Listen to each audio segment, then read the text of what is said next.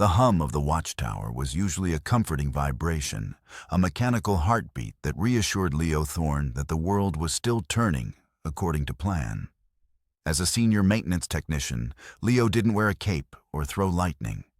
He tightened the bolts on the machines that kept the gods breathing.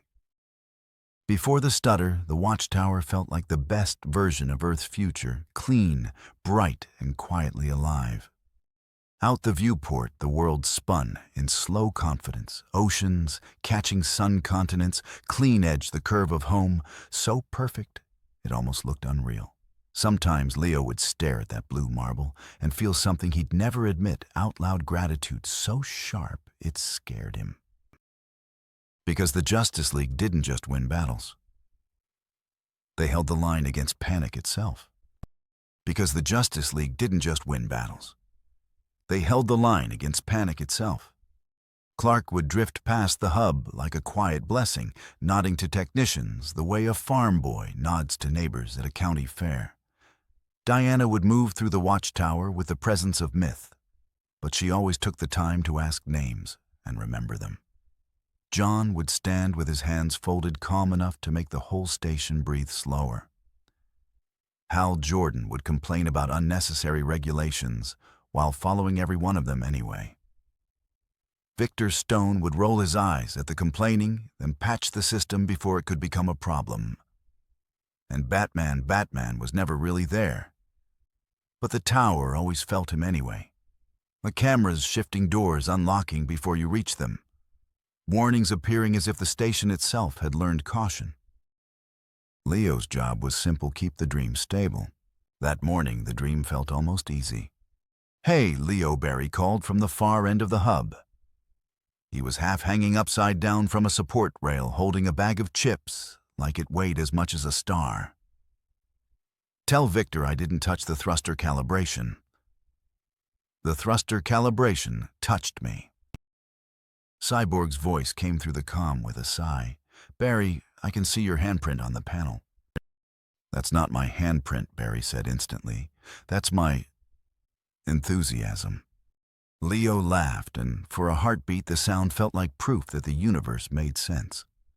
"If you're still here with us past the comm before the storm, leave a single word in the comments. Light, not for algorithms. For the story." For the moment, the sky decided to blink. Then the watchtower stuttered. The terror began not with an explosion, but with a stutter. Leo was calibrating a thermal regulator in the main hub when he saw Dr. Fate. The sorcerer was standing near the grand viewport, his golden helmet of Nabu shimmering under the artificial lights. Suddenly, Fate's body jerked with the violent erraticism of a digital ghost. A sound like grinding tectonic plates echoed through the hall, not from the speakers, but from the air itself. Leo watched frozen as a hairline fracture appeared on the smooth gold of Fate's mask. Then another, and another. The air around the sorcerer began to crystallize, turning into jagged shards of translucent light that tasted like ozone and old parchment. Dr. Fate didn't scream with his mouth. He screamed with his soul, a sound that bypassed Leo's ears and vibrated directly into his marrow. The script Fate's voice was a chaotic overlap of 1,000 timelines. "The ink is drying. The tragic cycle is closing. Nabu sees the end of order." With a final sickening crack, the helmet of a Nabu split down the center, and the golden light within vanished into a void of gray nothingness. The Lord of Order collapsed, a hollow suit of armor, hitting the floor with a dull final thud. In that moment, the universe didn't just break, it paused. Across the globe, the flow of cause and effect began to grind. In Metropolis, a falling crane stopped mid-air, not held by Superman, but suspended by a sudden lack of gravity. In Gotham, a bullet fired from a criminal's gun slowed to a crawl, hovering inches from a victim's chest. Reality was becoming a still life painting. This is the moment the question was asked. This is the moment the multiverse realized it was trapped in a loop of its own perfection. And so the source itself, the primordial well of all creation, reached outside the boundaries of its own lore to find a solution. It didn't seek a protector. It sought a disruptor. It sought a man who didn't know how to follow a script. What if the DC Universe summoned Son Goku to be the free variable that breaks the chains of destiny? Leo Thorne felt the watchtower shudder. Not a mechanical failure, but a fundamental shift in the weight of the room. The diagnostic screens in front of him began to bleed red, flashing a warning he had never seen in 20 years of service: external variable detected. The air in the center of the watchtower's command deck began to boil. It wasn't the blue light of a boom tube or the white flash of a mother box. It was a raw golden heat that smelled of scorched earth and infinite potential. The space-time fabric tore open like a piece of wet paper, revealing a glimpse of a different reality, a place where the sky was a vibrant, impossible blue. And the very air seemed to pulse with a kinetic energy that the DC Universe lacked. From the center of the rift, a figure stepped out. He wasn't armored. He didn't wear a mask.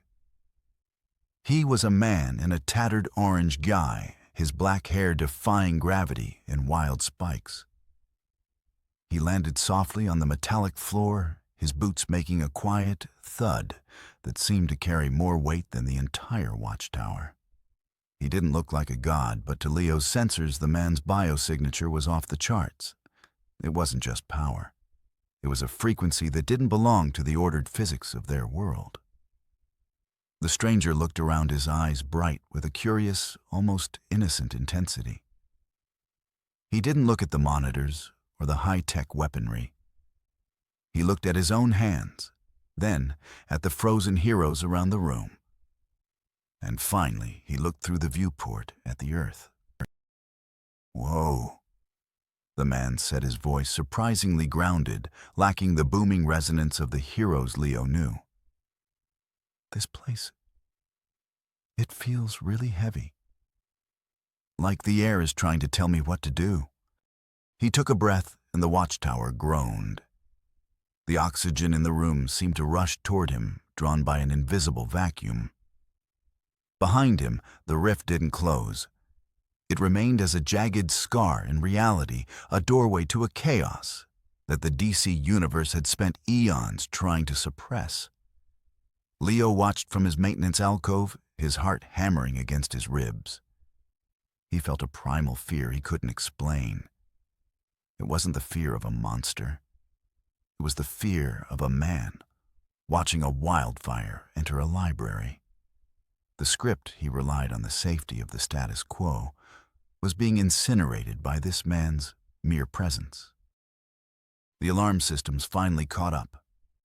Superman, Wonder Woman, and Batman arrived in a blur of primary colors and tactical precision. They formed a perimeter around the stranger, their bodies tensed for a threat they couldn't categorize. Batman's eyes were narrowed, his scanners working overtime. "Identity yourself, the Dark Knight," commanded, his voice a low growl. "You've breached the most secure facility in the solar system. You're a trespasser in a reality that doesn't recognize your thumbprint." The stranger didn't take a fighting stance. He just rubbed the back of his head and smiled, a grin so genuine it felt out of place in a room filled with the grim weight of destiny. "My name's Goku," he said. "I'm not sure how I got here, but I think your world asked for help. It's kind of quiet here, isn't it? Like it's holding its breath." Superman didn't rush the stranger. He read him. Clark hovered a few feet above the floor, hands open, palms visible. He wasn't trying to intimidate. He was trying to keep the room from turning into a reflex. "You're not under arrest," he said, voice steady. "But you are on an orbital station with enough firepower to make governments panic. Can you tell us your name?" The man's smile softened into something almost embarrassed. "Son Goku," he said. "Ah, sorry. I think I took a wrong turn. 1 second I was training, and then he gestured at the rift like it was an awkward social situation this happened. Diana's eyes narrowed not in hostility but in focus. Training, she repeated. For war. Goku blinked. For getting better, he offered as if the concept needed no other justification. Batman spoke from the edge of the light voice, filtered and controlled. Power without a purpose is a liability. Goku turned toward the sound and tilted his head. You're quiet, he observed, like he could hear the shape of Batman's thoughts. Hal Jordan's ring flared. Okay, Hal said, stepping forward with the energy of a pilot who'd flown through worse skies than this. Let's start simple. If you're lost, we can help you. But if you're lying, we can contain you. Goku's smile didn't change, but the air did. It wasn't a threatening shift. It was the sensation of a room noticing the sun had moved. The watchtower's sensors screamed again, less like alarms, more like confused questions. In the overhead displays, numbers that described reality began to jitter. Victor's eyes flashed with scrolling data. He's not emitting radiation. Cyborg said, disbelief tightening his voice. It's something else. It's like the station is detecting intent. John stepped closer, cautious, reverent. His mind is not shielded, the Martian manhunter murmured. It is open, not defenseless. Just honest. Barry Allen bounced on his heels. So he's like Superman, but he squinted with better hair. I'm sorry. That's rude. That's incredibly rude. Hair's important, Goku said cheerfully, which only made Barry more unsettled. Batman's cape shifted. We test him. Clark didn't like how that sounded, but he understood. In a controlled space, Superman said, no collateral, no surprises. Goku's eyes lit up. A sparring match. Diana's mouth curved, if you can call it that.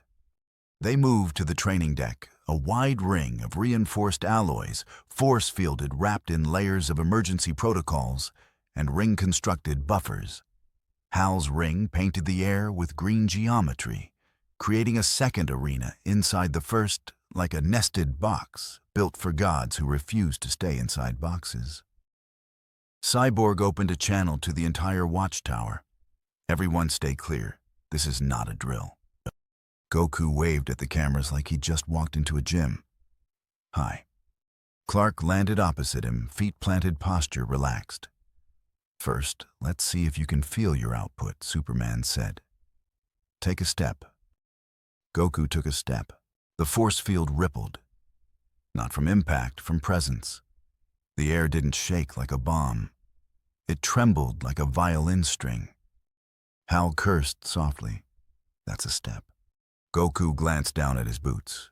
It was a normal step. Batman's voice was flat. Not here. Superman raised a hand. Okay, let's do a simple strength check. No strikes. Just, he offered his palm push. Goku walked forward and placed his hand against Superman's. A handshake that wasn't a handshake. Two suns politely comparing gravity. Superman leaned in. Goku leaned in. The floor creaked. For 3 seconds, nothing moved. Then the watchtower drifted. Not by much. A fraction of a fraction, corrected instantly by stabilizers. But everyone felt it. Everyone heard the groan in the metal that said in a terrified mechanical language, something just compared itself to the strongest man on Earth, and didn't flinch. Cyborg stared at his feed. He displaced orbit, Victor whispered. Goku blinked. Oh, sorry. He pulled his hand back immediately, sheepish. I didn't mean to do that. Superman exhaled, not in pain, but in astonishment. All right, Clark said quietly. No more pushing. Then can we try speed? Barry asked, already vibrating with curiosity. Not to be that guy, but I'm that guy. Batman didn't answer. Hal did. Fine. But if you rip open another hole in reality, I'm billing you. Barry stepped into the ring and smiled at Goku like a kid about to show off a magic trick. Don't take this personally, he said. I'm just legally obligated to be fast. Goku crouched slightly. Okay. Barry vanished in a red streak. He hit the far side of the ring, reappeared behind Goku, circled him 3 times, and stopped dead baffled. Goku was looking at him, not reacting, looking as if he'd been following Barry the whole time with nothing but curiosity. Barry's grin faltered. That's not no. That's, he pointed. How are you doing that? Goku shrugged. I'm just watching. Barry tried again. Faster. Lightning snapped across the deck. Hal's constructs braced. Diana's hair lifted in the static. Goku moved. He didn't dash like Barry. He didn't blur like Clark. He simply wasn't where he had been. The displacement ignited the air in a soft pop of heat. Barry skidded to a stop, eyes wide. That's not speed, Barry said. That's cheating. Goku laughed. It's not cheating. It's a practice. Diana stepped forward. Enough games, she said. Now we test discipline. She drew her sword not to kill, but to reveal truth. The blade caught the training deck lights and turned them into clean fire. Goku's smile faded into respect. You're strong, he said, and for the first time he sounded serious without sounding afraid. Diana attacked, not with rage. With technique that carried centuries. A slash meant to stop a war before it started. Goku's hands rose, open-palmed, and he caught the flat of the blade between 2 fingers, exactly between danger and mercy. Diana's eyes widened. The sword trembled not because she was weak, but because she'd found something that could treat a god's weapon like a lesson. Goku let the blade go and stepped back, shaking out his wrists. You're really good, he said, like praise was his default setting. But you're trying not to hurt me. Diana's jaw tightened. So are you. John's voice entered the channel softly. This is not arrogance, the Martian said. It is restraint. Shazam arrived like a thunderclap, wearing a smile. He didn't come from a boom tube or a portal. He came from a lightning bolt that turned into a teenage grin in an adult body. Hi, Shazam said, waving at everyone like he'd walked into the wrong classroom. I heard there was a guest. Billy Batson had always been the League's wild card, powerful enough to shake planets, earnest enough to ask permission first. His presence added something bright to the tense room, a reminder that being a god didn't have to mean being grave. Shazam looked at Goku. Goku looked back. 2 smiling disasters measuring each other without malice. You want to spar? Shazam asked, hopeful. Goku's eyes lit again. Sure. They traded strikes that never landed hard. Shazam swung with the clean strength of magic and faith. Goku redirected with the practiced grace of a fighter who treated force like language. The training deck boomed with controlled impacts, and the force fields complained in a dozen monitoring tones. Shazam tried a lightning burst. Goku leaned aside and let it pass like stepping around a playful dog. Shazam's eyes went wide. That was cool, he breathed. Goku laughed. You're fun. Hal watched, half impressed, half concerned. This is all adorable, he muttered. But the station's still acting like it's allergic to his existence. Cyborg's voice came through tight. He's right. Every motion, every spike, it's like reality is learning his rhythm. Batman spoke softly, almost to himself. Or synchronizing with it. John stepped closer to Goku, expression solemn. "May I touch your mind?" he asked. Goku blinked. Is that okay?" he asked Superman like Clark was the gym manager. Superman nodded. "He won't hurt you," Clark promised. Then he added more quietly, "And if anything feels wrong, pull back." John placed 2 fingers against Goku's forehead. For a moment, the watchtower went silent, not from technology, but from attention. Even Barry stopped fidgeting. John's eyes widened. He didn't recoil like he'd seen horror. He recoiled like he'd touched a sun and then realized it was warm on purpose. "There is no mask," John whispered. "No hidden hunger. No need to be admired. He fights because life is movement to him. He protects because suffering offends him. His joy is genuine." Batman's voice was flat. "Joy doesn't make him safe." John looked toward Batman. "It makes him dangerous in a different way," the Martian said. "Because people will want to drink it." Goku frowned. "People keep saying that," he said. "Why?" Before anyone could answer, Goku looked up at the ceiling, as if listening to something beyond metal and vacuum. "This place feels weird," he murmured. Cyborg frowned. "Weird how?" Goku's expression turned thoughtful. "Like reality is thinner. Like it's already been hurt." Batman's voice was flat. "It has." Hal's ring flickered. "You're saying the breach isn't just a door?" Goku nodded slowly. "It's a wound. And wounds don't stay quiet." The boom tube opened like a verdict. Before Superman could respond, a shadow fell over the earth. A boom tube, vast and violent, opened in the vacuum of space directly outside the watchtower. It was 10 times the size of any previous incursion. But as the dark monolithic form of Darkseid stepped onto the hull of the station, the expected invasion didn't happen. The Lord of Apocalypse didn't fire his Omega beams. He didn't demand the anti-life equation.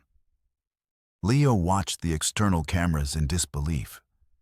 Darkseid, the embodiment of tyrannical will. The god who had fought the League to a standstill 100 times, walked toward the viewport until he was inches from the glass, staring directly at the man in the orange gooey. Then slowly, with a deliberate, agonizing grace, Darkseid sank to one knee. He lowered his head, his rocky features twisted in a mask of profound relief. "The breach has arrived." Darkseid's voice boomed through the watchtower's external comms, shaking the very foundations of the station. "The variable is here. Finally. After 10,000 cycles of the same war, the same defeats, the same inevitable returns, I have found a power that does not belong to the writer. Finally, I can truly die. Finally, we can all be free." Leo Thorne's hands shook as he gripped his wrench. The script was gone. The greatest villain in existence was surrendering to a stranger who looked like he'd rather be eating a meal than fighting a war. The pillars of Leo's world were crumbling. The heroes weren't the center of the story anymore. As Goku turned to face the kneeling god of evil, the reality around them began to flicker. The gray void that had swallowed Dr. Fate began to retreat, replaced by a wild, unpredictable golden aura that started to radiate from Goku's skin. The moral pressure in the room was suffocating. Leo realized that the safety he had cherished, the predictable cycle of hero and villain, was a cage. But as he looked at the cracked mask of Dr. Fate lying on the floor, he felt a deeper terror. If the script was broken, there were no guarantees. There was no happily ever after written in the stars. There was only the choice of the man in the orange guy.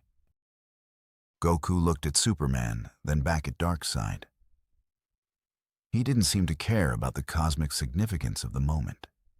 He just looked excited.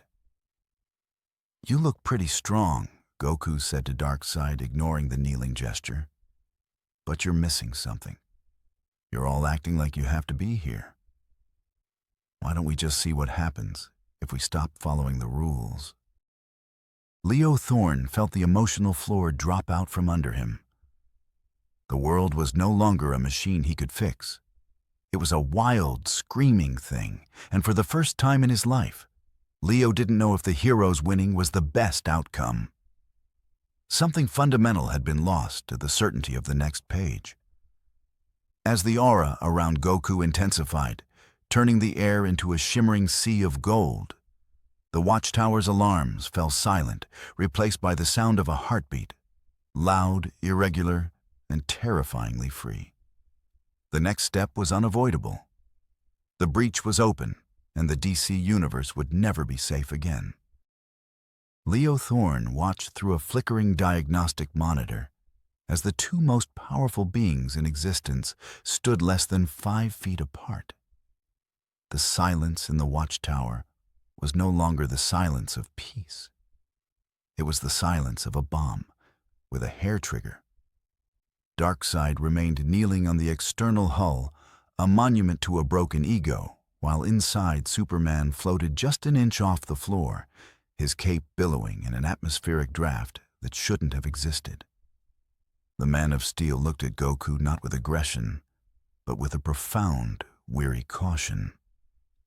To Superman, everything was a weight to be carried the safety of billions, the moral code of a dead planet, the constant restraint of a god living in a world of cardboard. He was the ultimate expression of responsibility. Goku, by contrast, stood with his hands on his hips, his weight shifted casually to one leg. He wasn't on duty. He wasn't carrying anything. He looked like a man who had just happened to walk into a very interesting party. When he looked at Superman, he didn't see a symbol or a savior. He saw a person. "You're the one everyone's looking at," Goku said, his voice cutting through the tension like a dull knife. "You've got a lot of power, but it's all pushed down inside you. It's like you're fighting your own shadow just to keep the floor from breaking." Superman's eyes glowed with a faint restrained crimson, not a threat, but a physiological reaction to the sheer alien pressure Goku was emitting. "I am Clark Kent," he said, his voice a steady, melodic baritone. "And this shadow, you see, is called restraint. We live in a fragile world, Goku. If I don't hold back, people die. If I don't follow the path, the world loses its way. You don't seem to have a path at all." Goku tilted his head, his dark eyes reflecting the brilliant red of Superman's heat vision. "That's the thing," Goku replied, his tone softening into something almost pitying. "I've been watching the way the energy moves in this place. The wind, the water, even the way people's hearts beat. It's all too perfect. It's like a song that's been played a million times. It's strong, yeah, but it's not breathing. It's just repeating." Leo Thorne felt a chill that had nothing to do with the Watchtower's life support systems. He looked at his consoles. The universal constant readout, a number that had remained static since the dawn of the League, was beginning to oscillate. The very laws of physics were starting to jitter around Goku. It was as if the stranger was a virus of spontaneity introduced into a perfectly programmed simulation. "Enough talk," Batman intervened. The Dark Knight had moved to a secondary console, his fingers flying across a holographic interface. "We don't know what you are. You've caused a level 0 reality breach and neutralized a new god without firing a shot. By every metric of the Justice League, you are a localized extinction event." Batman didn't wait for a rebuttal. "Initiate Protocol G," he commanded. In an instant, the Watchtower's security systems responded. A series of high-density gravity anchors devices designed to pin even a Kryptonian to the floor deployed from the ceiling. Beams of solidified light tuned to the exact vibrational frequency of the multiverse lashed out to bind Goku's limbs. This was the golden handcuff the ultimate containment field, a masterpiece of Wayne tech and New Genesis science. It was a cage made of the very laws of the DC universe. Leo held his breath as the beams struck Goku. The energy was so intense it turned the room white. But as the light cleared, the technicians gasped. The gravity anchors were humming at maximum output. The floor beneath Goku was warping and groaning under thousands of tons of artificial pressure. Yet Goku was stretching. He reached up and scratched his chin at the unbreakable light beams passing through his arms, as if they were nothing more than holographic projections. "This is a weird trick," Goku said, looking at a gravity anchor. He reached out and poked it. His finger didn't hit the metal. It seemed to slide into a different layer of space. "It's like you're trying to catch me with a net made of shadows. But I'm not in your shadow." Batman's face, usually an unreadable mask of stone, showed a flicker of genuine shock. "The anchors are locked onto the physical coordinates of this reality," he muttered. "He's standing right there, but he isn't occupying our space. He's a free variable. The math doesn't apply to him." "Try this, then," Hal Jordan shouted. The Green Lantern stepped forward, his ring erupting in a brilliant emerald flare. Within seconds, he had constructed a massive, complex cage of green energy, a construct reinforced by the collective willpower of the core. The cage slammed shut around Goku, vibrating with enough power to hold a collapsing star. Goku blinked, looking at the glowing green walls. He leaned in close, sniffing the energy. "Wait. This feels like life?" He looked at Hal. "This comes from your head, right? Your spirit." Hal gritted his teeth, the strain of holding the construct visible in the veins popping on his forehead. "It's willpower, pal.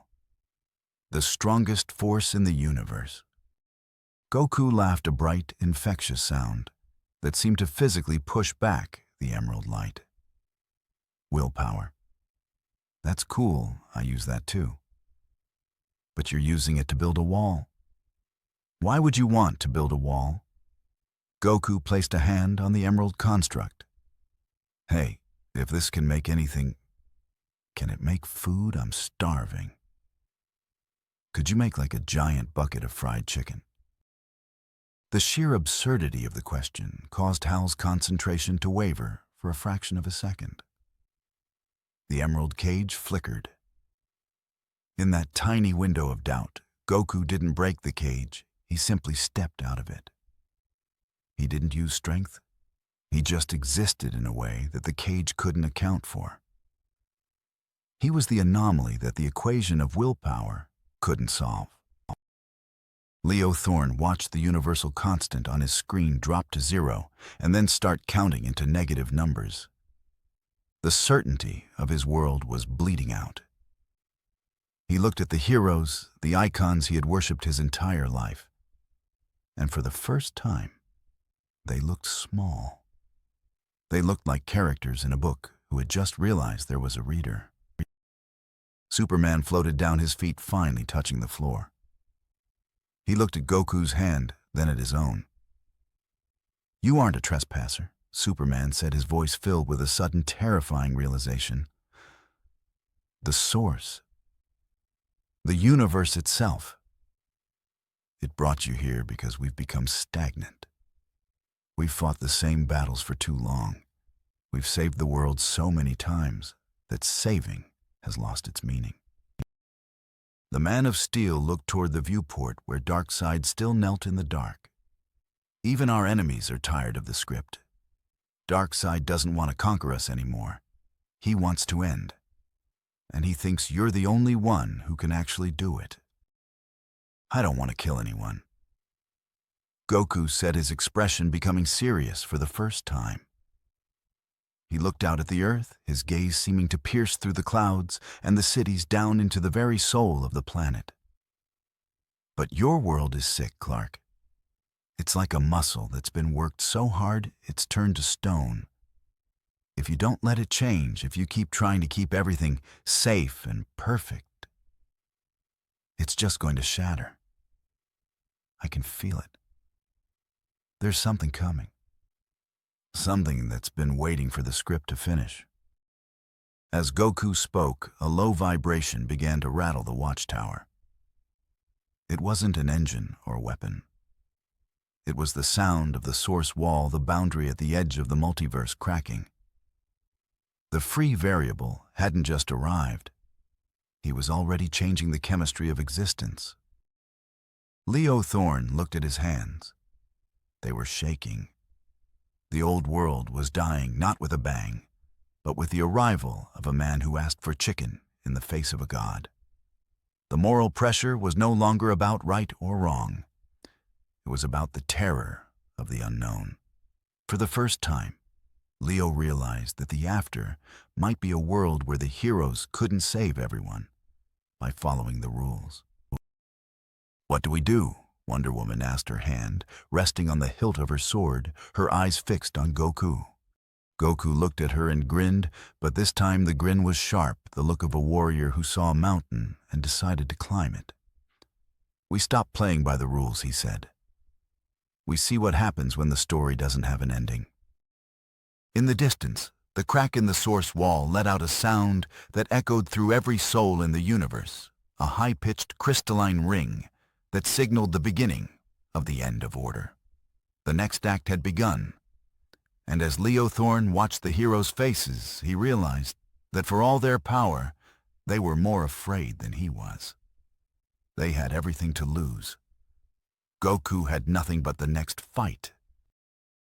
The instability didn't stay confined to the watchtower. It leaked. Like a drop of ink in a glass of clear water, Goku's presence began to dissolve the rigid narrative structures of the world below. In Gotham City, the sky didn't turn red, and no monsters crawled from the sewers. Instead, something far more terrifying happened. The logic of the Long War simply stopped working. The first days after Goku's arrival should have been triumphant.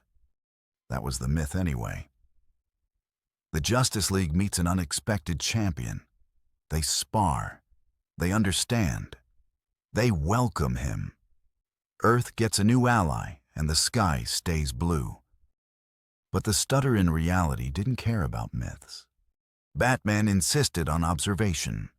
Diana insisted on context. Superman insisted on humanity. So they took Goku down to Earth carefully, publicly, with enough transparency to keep panic from turning into rumor, and enough control to keep rumor from turning into worship. Metropolis was bright when they landed. Not the end of the world Metropolis Leo had imagined as a child, but the modern city of glass and sunlight banners fluttering people in parks, families taking pictures near the daily planet globe. Even the air felt easier to breathe. Goku stared at it like a starving man staring at a feast. "Wow," he whispered. "This place is alive." Leo walked beside them, still half convinced the ground would fall away. "Don't let the nice weather fool you," he muttered. "People here don't just look at heroes. They build their whole sense of safety around them." Goku tilted his head. "Isn't that good?" Leo's throat tightened. He remembered a day years ago when he'd been trapped in a subway tunnel during an alien attack, listening to strangers pray to a symbol instead of moving. He remembered how the prayers didn't clear the smoke. He remembered how the rescue came late, and how the people who survived swore they'd never rely on themselves again because it hurt too much to try. "It feels good," Leo admitted, "until it isn't." They were halfway down the street when the first camera found them.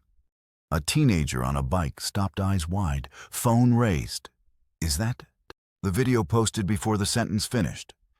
More phones turned. More eyes locked. And somewhere above the city, in a band of atmosphere, no satellite was supposed to occupy, something answered attention. Like a bell, Answer's a hammer. Goku's skin prickled. That feeling again, he said softly. Hal's ring hummed. The signal, Hal muttered. It's spiking. Superman glanced up, jaws set. Everyone, he said, voice calm and bright, please give us space. This is under control. The word control did not calm the crowd. It invited them to test it. Someone shouted, who is he? Someone else shouted, he's with Superman.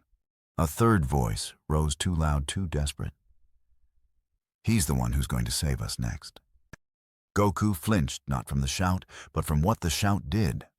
Above them, a ripple of gold formed in the sky like sunlight, gathering into a shape. It wasn't dark, it wasn't monstrous. It was beautiful. It was wrong anyway. A halo of light condensed into a human outline, featureless, radiant, smiling without a face.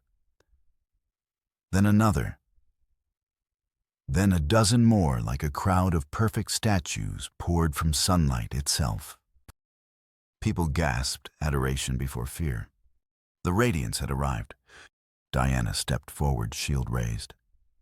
No one panicked, she called. Her voice carried the calm of war without the cruelty of it. The halo forms drifted down weightless. They moved with the lazy confidence of something that knew the city wanted them. The crowd leaned closer, as if drawn by gravity made of hope. Goku lifted a hand toward the closest one. Hey, he said gently. What are you? The halo form reached back. Its fingers didn't touch his skin. They touched the idea of him. For half a second, Goku's aura flared blue, instinctive, protective. The halo forms brightened instantly, drinking the flare like water. Cyborg's diagnostics exploded with numbers.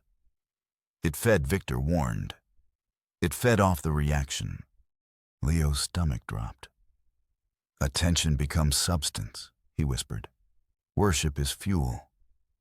And his power amplifies the signal. Batman finished stepping out of the shadow of a nearby alley, like the shadow had waited for his arrival.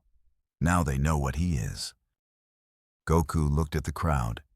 He looked at the halo forms. He looked at Superman. I didn't mean to do that, he said. Clark's smile was strained but present. I know, Superman said. We handle it together. Barry Allen blurred in and out of sight, gently moving people backward without shoving, whispering jokes to keep them breathing. Okay, folks, free show's over. Everyone get a step back, give the glowing strangers some personal space, and please do not start a cult. We have enough paperwork already. A few people laughed.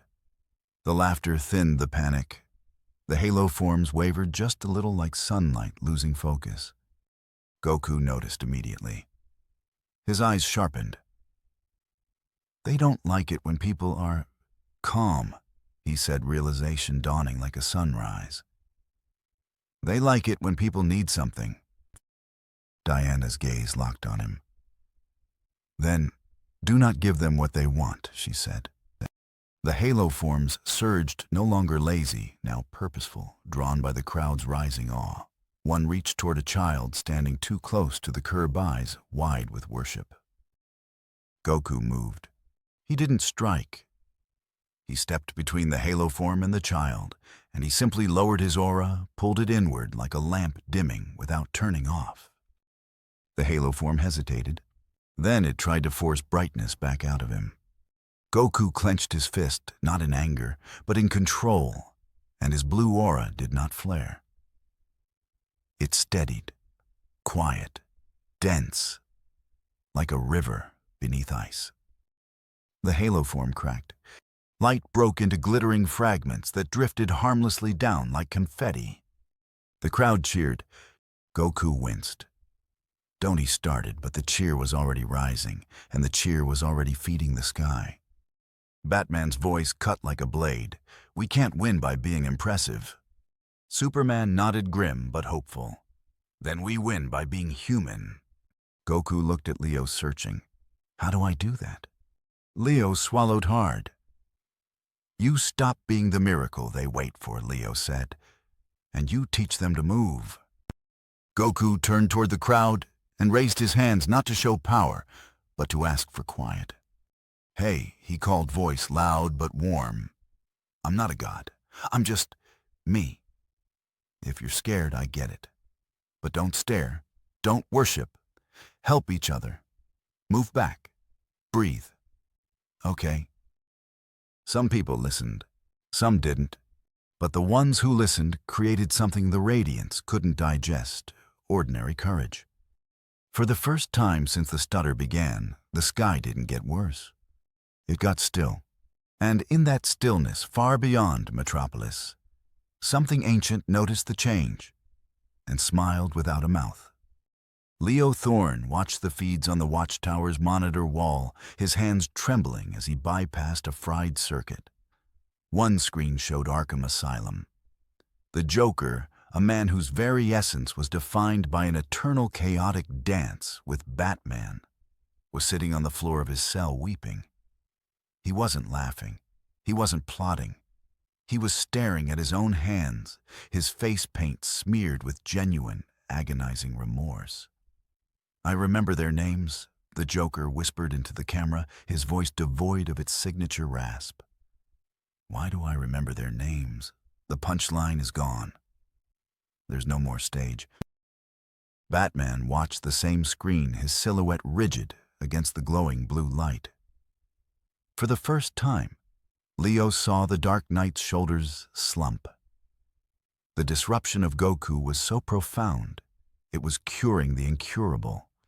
But in doing so, it was stripping away the roles these icons had played for decades. If the Joker was sane, who was Batman? The hero's purpose was tied to the villain's madness. Without the script, the caped crusader looked less like a legend and more like a man in an expensive suit who had lost his way in the dark. The physics of morality are breaking. Batman murmured more to himself than to the room. He's an infection of possibility. He's making the impossible mundane. Then the sky over Metropolis didn't just darken. It vanished. A shadow of impossible scale blotted out the sun as the great darkness of apocalypse arrived. This wasn't a standard invasion. There were no parademon scouts, no grand speeches. Darkseid's fleet didn't descend from the heavens. It folded itself into existence, ripping through the space-time fabric that Goku had already weakened. The Lord of Apocalypse stood upon the prow of a command ship that dwarfed the city below. He looked down not at Superman, but at the man in the orange guy who was now floating casually outside the watchtower's airlock. "You," Darkseid's voice resonated through the very crust of the earth. "You are the fuel. The source wall is brittle. It is a shell that has protected this universe from the truth for too long. Your Kai. It is not bound by the laws of the source. It is raw, unscripted fire. I will take it.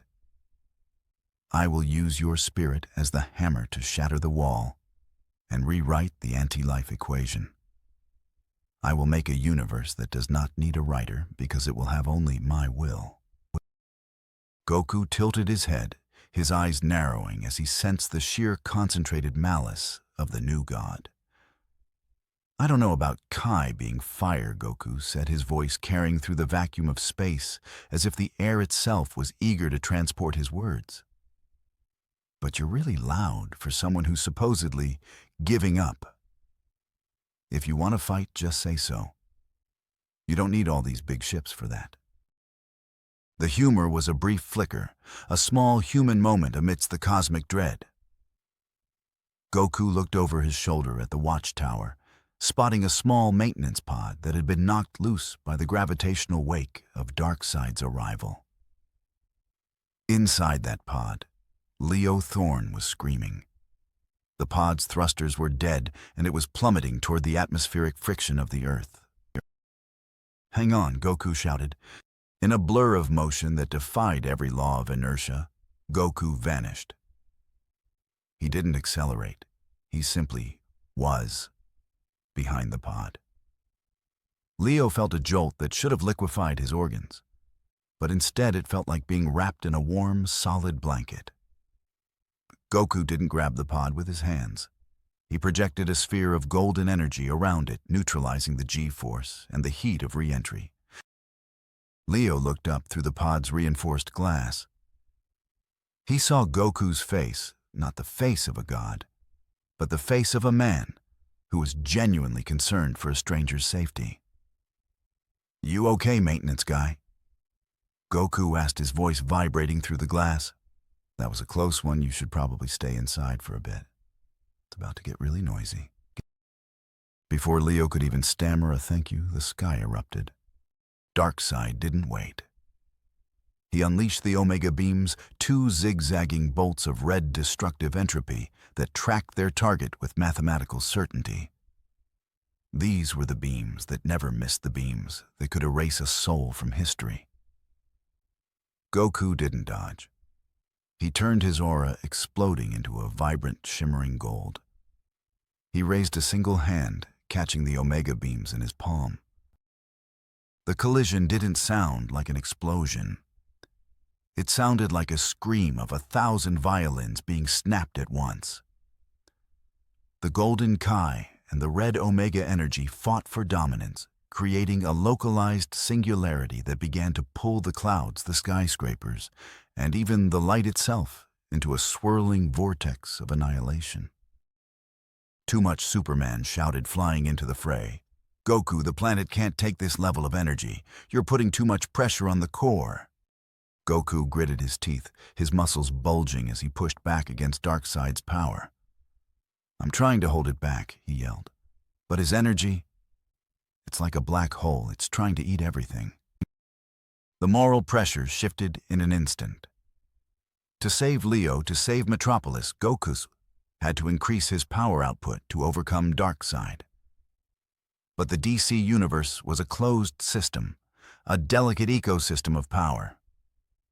As Goku pushed his Kai to the Super Saiyan level, the atmospheric pressure surged. The air turned into a liquid-thick soup of static electricity. With a roar of effort, Goku deflected the Omega beams. He didn't just swat them away. He redirected them with a focused Ki, a shout of pure spirit. The energy soared upward, away from the city, away from the people. But it had to go somewhere. Leo Thorne, now safely grounded in a Metropolis park, watched in horror as the redirected energy struck the moon. There was no sound in space, but the visual was enough to break a man's spirit. The moon, and the silver sentinel of Earth, and the symbol of the tides and the night, didn't just crater. It groaned under the impossible physics of Goku's Ki. A massive jagged rift tore across its surface, splitting the lunar body nearly in half. Dust and debris began to spiral into space, forming a new tragic ring around the Earth. The tides of the world instantly went into chaos. Coastal cities reported massive surges within seconds. The cost was immediate. The moon was broken. The perfect world was now physically scarred. Goku landed in the park, his golden hair fading back to black, his chest heaving. He looked up at the fractured moon, his expression one of deep, genuine guilt. He had saved the technician.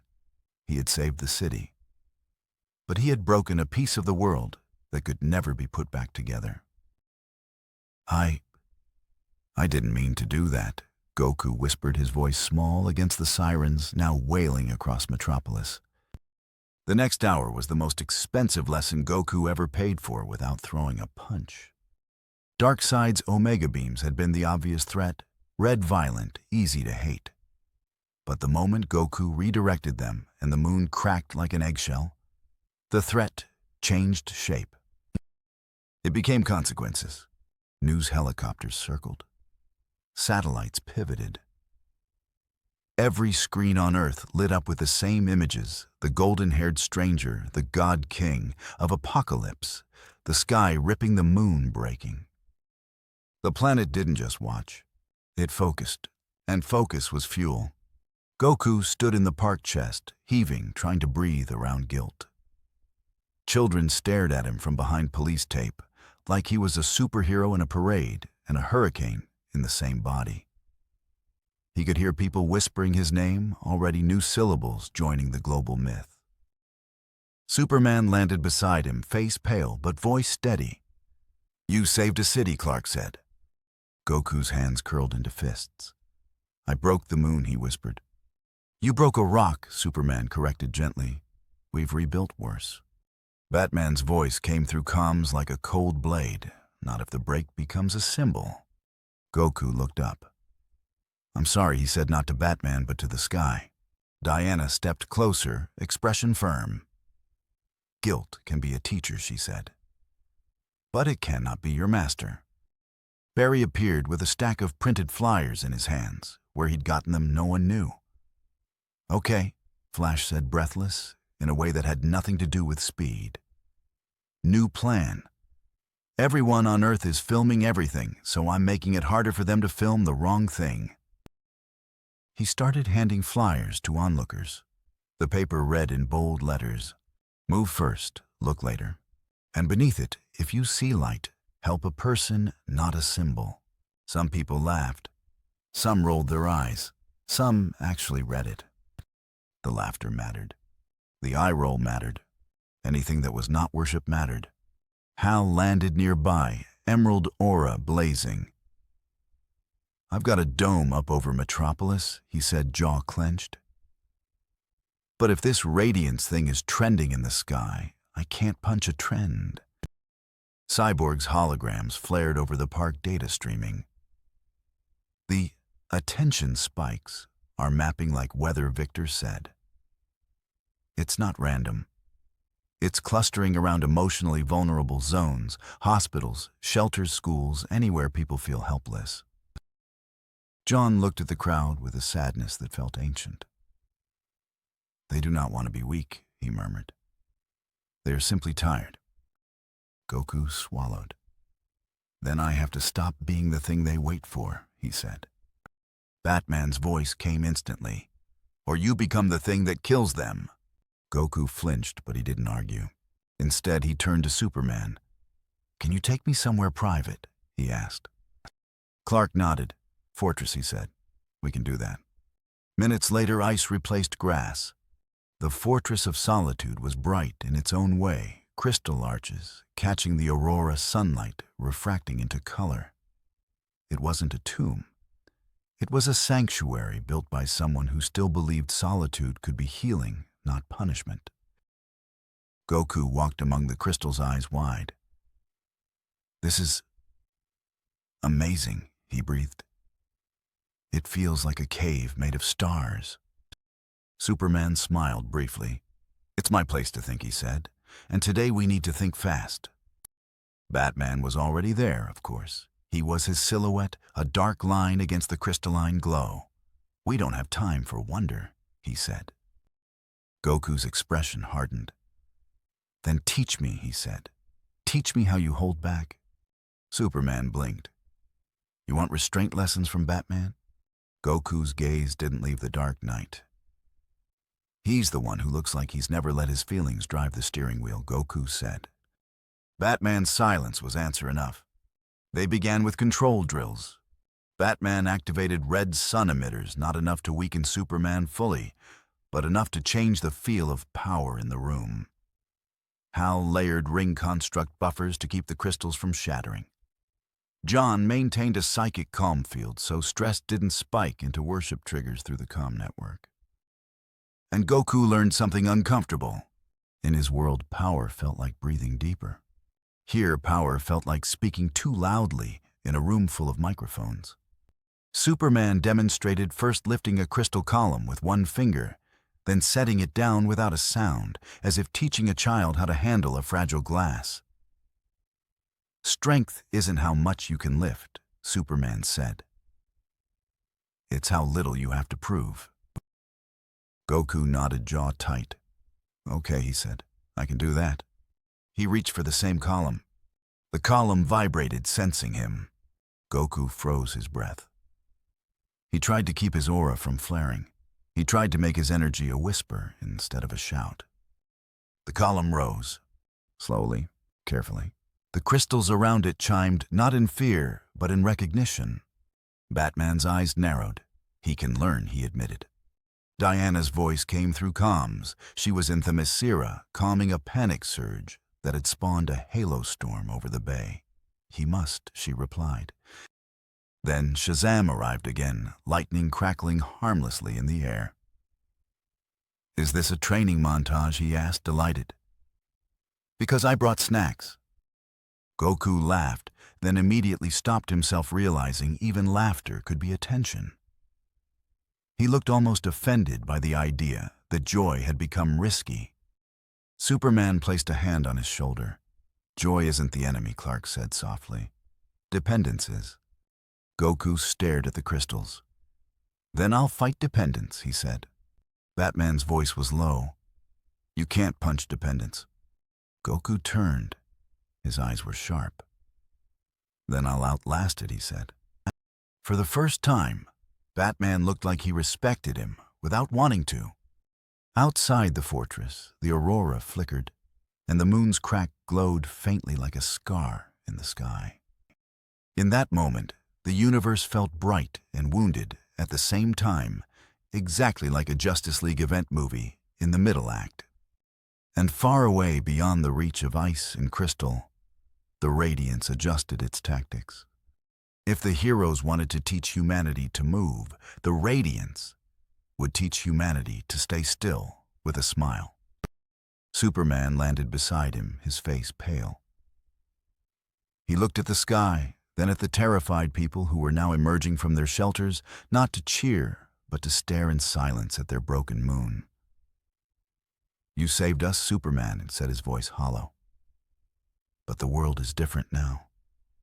The tides, the seasons, it's all been thrown out of balance. We can't fix this, Goku.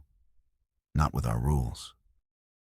Leo Thorne stood by his pod, his uniform covered in soot.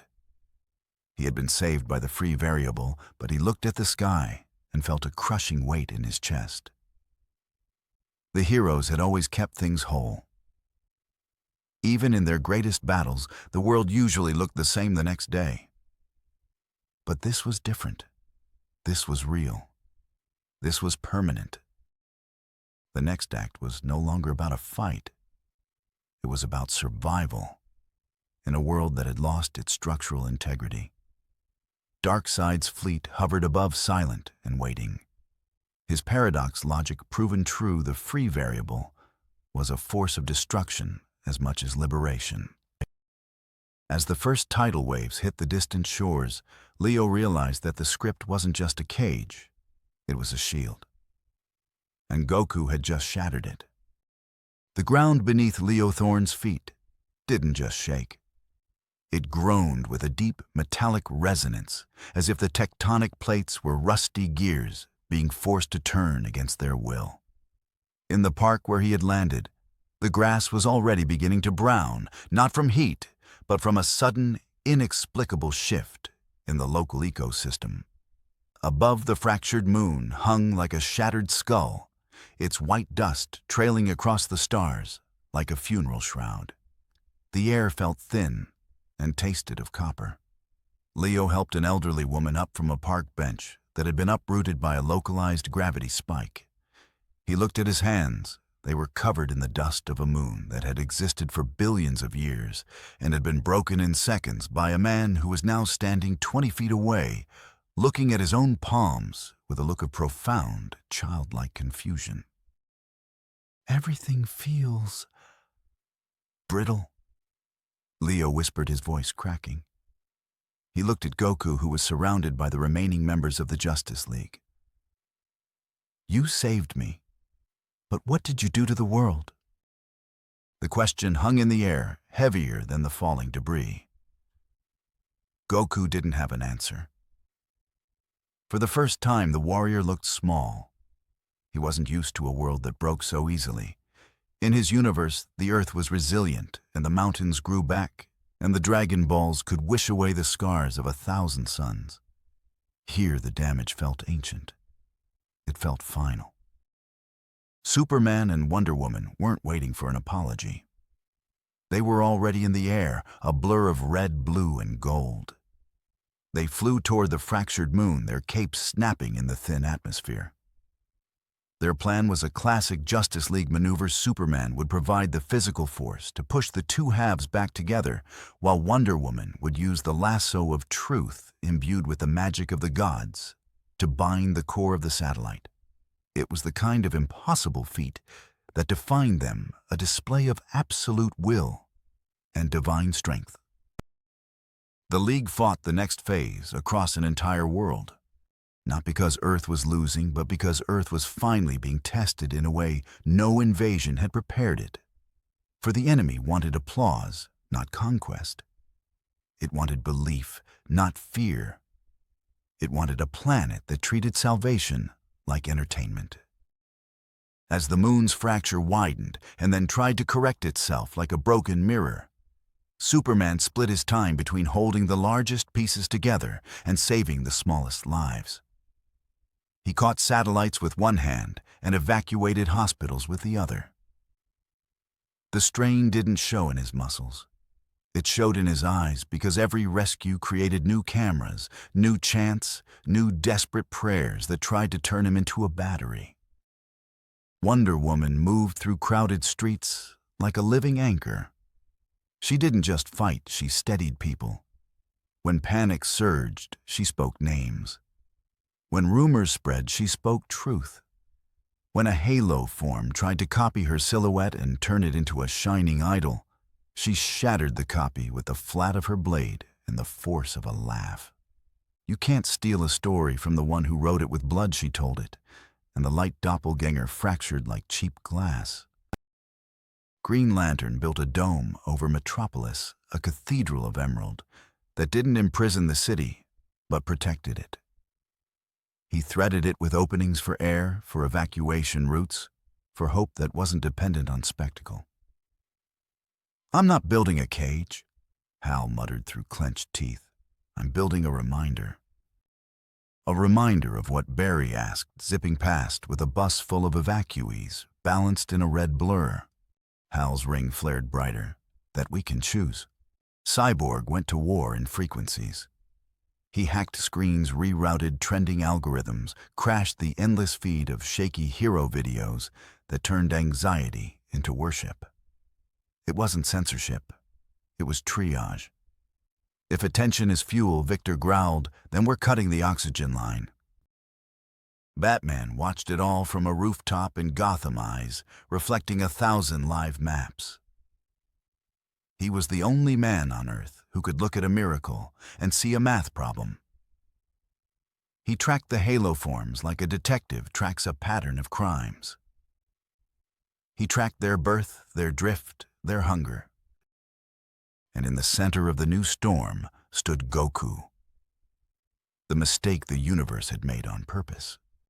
They tried the obvious solution first, because heroes are wired to try it. Superman brought Goku into the upper atmosphere, where the sky thinned into quiet. If you can modulate your output, Clark said, you might be able to exist here without feeding it. Goku nodded, serious. "I can try." They trained above the clouds, two figures in sunlight, moving so fast, the contrails braided like ribbons. Superman tested Goku's restraint with pressure, not violence. He pushed, and Goku yielded. He feinted, and Goku learned to stand still. He accelerated, and Goku learned to move without flaring. For a moment, it looked like a montage from a better world. Bright sky, bright power, bright laughter. Then Orion arrived. A boom tube opened above them, not violent, but authoritative, like a door a king didn't bother knocking on. A man stepped through with a face carved from war and a harness that held living fire. His eyes were hard, but not cruel. His voice was thunder wrapped in judgment. Kal-El Orion said, "You have invited an anomaly into a fragile equation." Superman didn't flinch. "Orion," he greeted, "we didn't invite him. Reality did." Orion's gaze locked onto Goku. You are the variable. Goku scratched his cheek. Hi. Orion's eyes narrowed. He smiles. He always smiles, Superman said. It's a thing. Orion stepped forward, the astro harness flaring. If the enemy is fed by worship, then your presence is an accelerant, he said. New Genesis has watched worlds fall to beautiful traps. We know the scent of a bright apocalypse. Goku's smile softened. I don't want anyone to fall, he said. If I'm the problem, tell me how to fix it. Orion studied him like a weapon that asked to be taught. We test you, he decided. Batman's voice came through a comm channel that shouldn't have reached that altitude. Of course we do. Orion lunged, not to kill, but to measure. His fists carried the weight of a god trained to fight Darkseid's shadow every day of his life. He hit Goku with a punch that would have broken mountains clean, direct, no wasted motion. Goku caught it, not with arrogance, with surprise, because Orion's strength was real enough to deserve respect. Orion's eyes widened slightly. Good, he said, as if approving an answer on a test. Then Orion drove a knee toward Goku's ribs. Goku slipped aside, Ultra Instinct not fully awakened, but the edge of it humming beneath his skin. The movement was minimal. The air barely noticed. Orion's knee passed through empty space, and the shock wave rolled into a harmless cloud. Orion smiled, brief, rare. You can learn, he said. Goku grinned back. You're really strong. Below them, the world still fractured. Above them, gods compared notes. And far beyond them, in the place where concepts wore crowns, Darkseid listened. He did not rage. He waited, because the infection was not trying to kill heroes. It was trying to make them necessary. When Orion returned to New Genesis, he left a warning with Superman. If your people make him a symbol, you will lose him. Symbols do not belong to themselves. Superman carried that warning like a weight. So did Goku. That night, in a quiet room on the watchtower, Leo found Goku sitting alone, staring at Earth through reinforced glass. You're thinking, Leo said. Goku nodded slowly. Back home, when someone gets scared, I fight the thing that scares them, he said. Here it feels like the fear itself is the thing. Leo leaned against the wall. Welcome to Earth, he muttered. Goku laughed softly, then sobered. You said I have to teach them to move, he told Leo. But I don't know how. Leo swallowed. Then start by letting them see you struggle, he said. Not to scare them, to free them. People can't learn courage from a statue.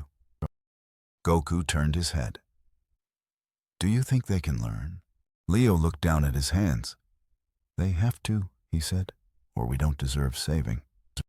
Leo watched the monitors in his crashed pod, which were still linked to the watchtower's long-range sensors.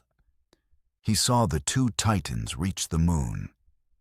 He saw Superman place his hands against a continent-sized slab of rock, his muscles bulging with enough force to shift a planet's orbit.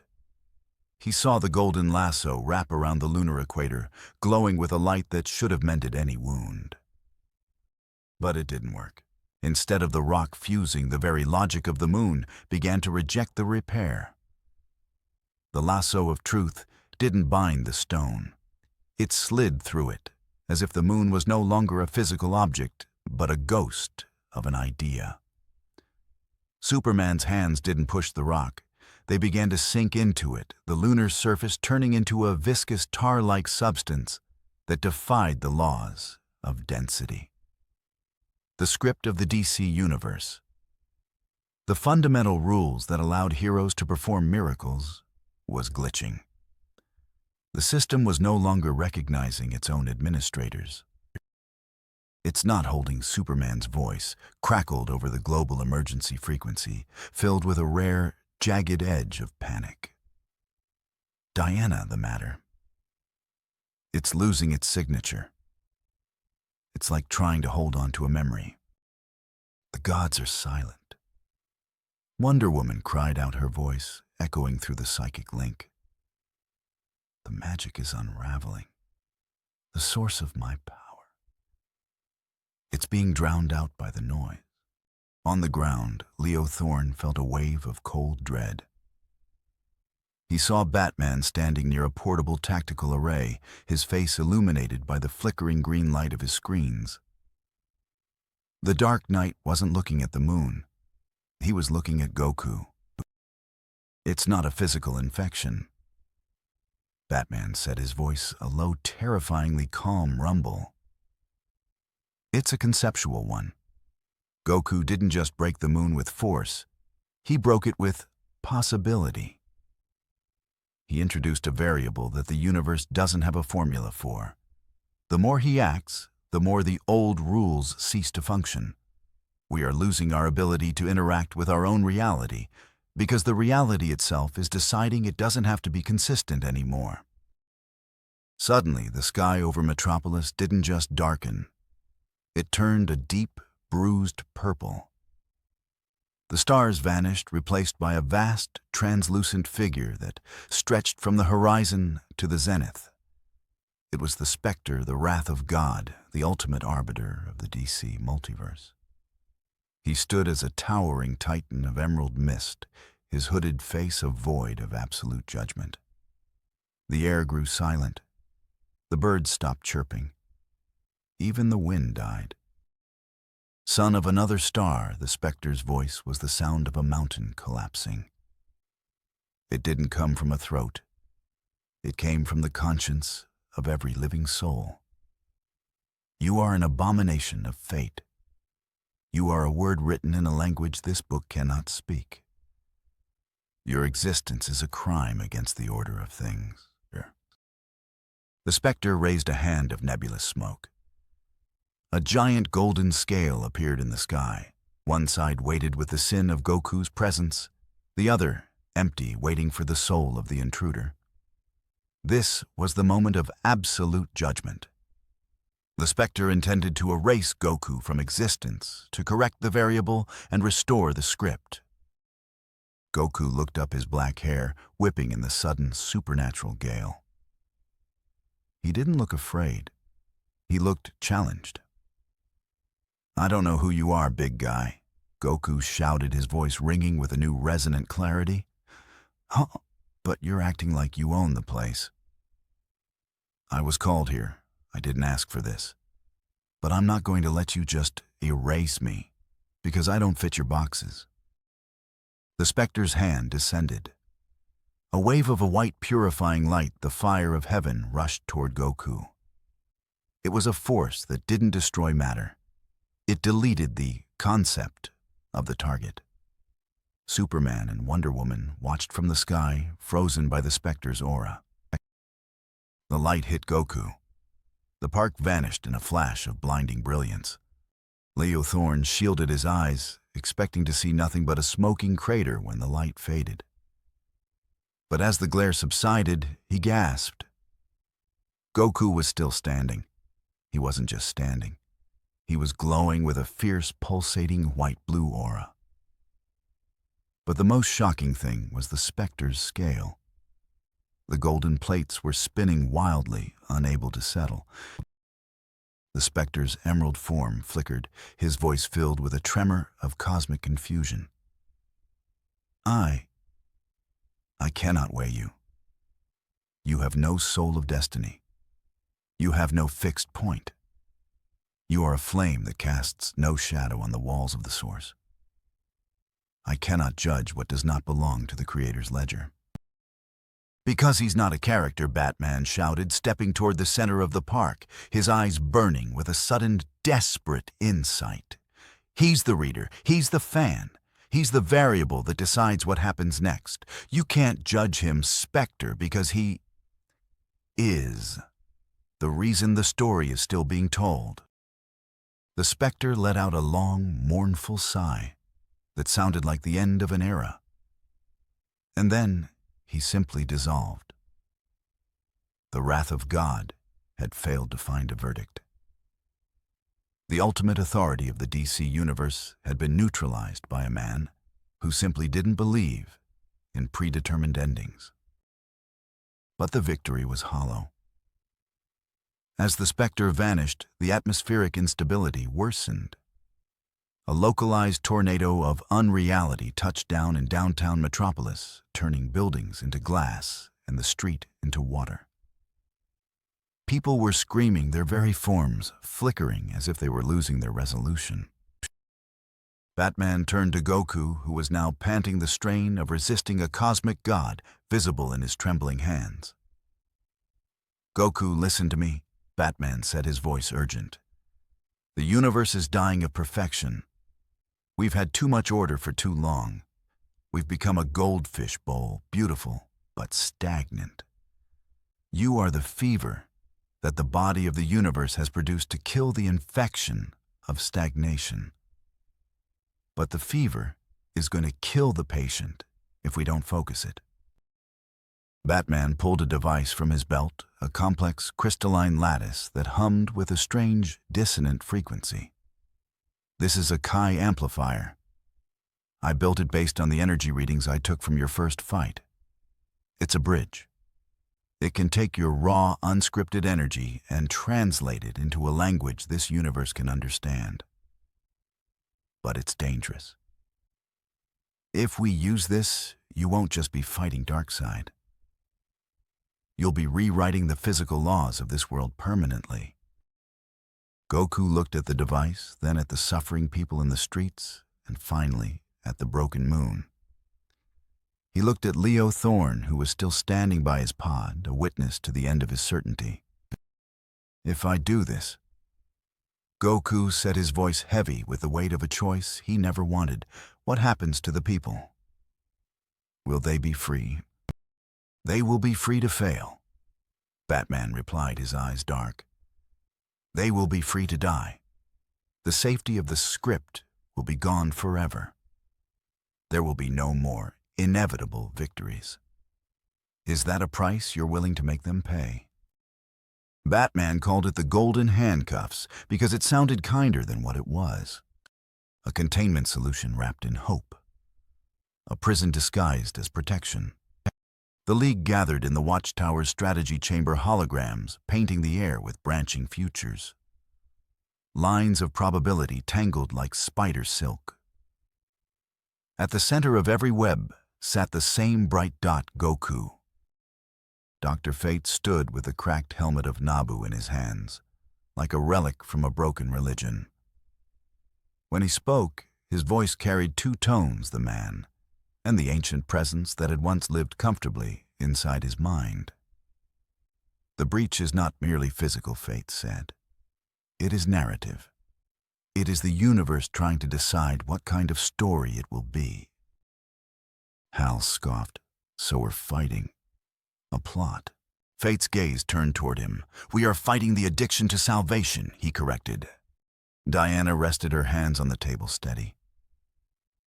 "A world that needs a savior. We'll eventually invent one," she said.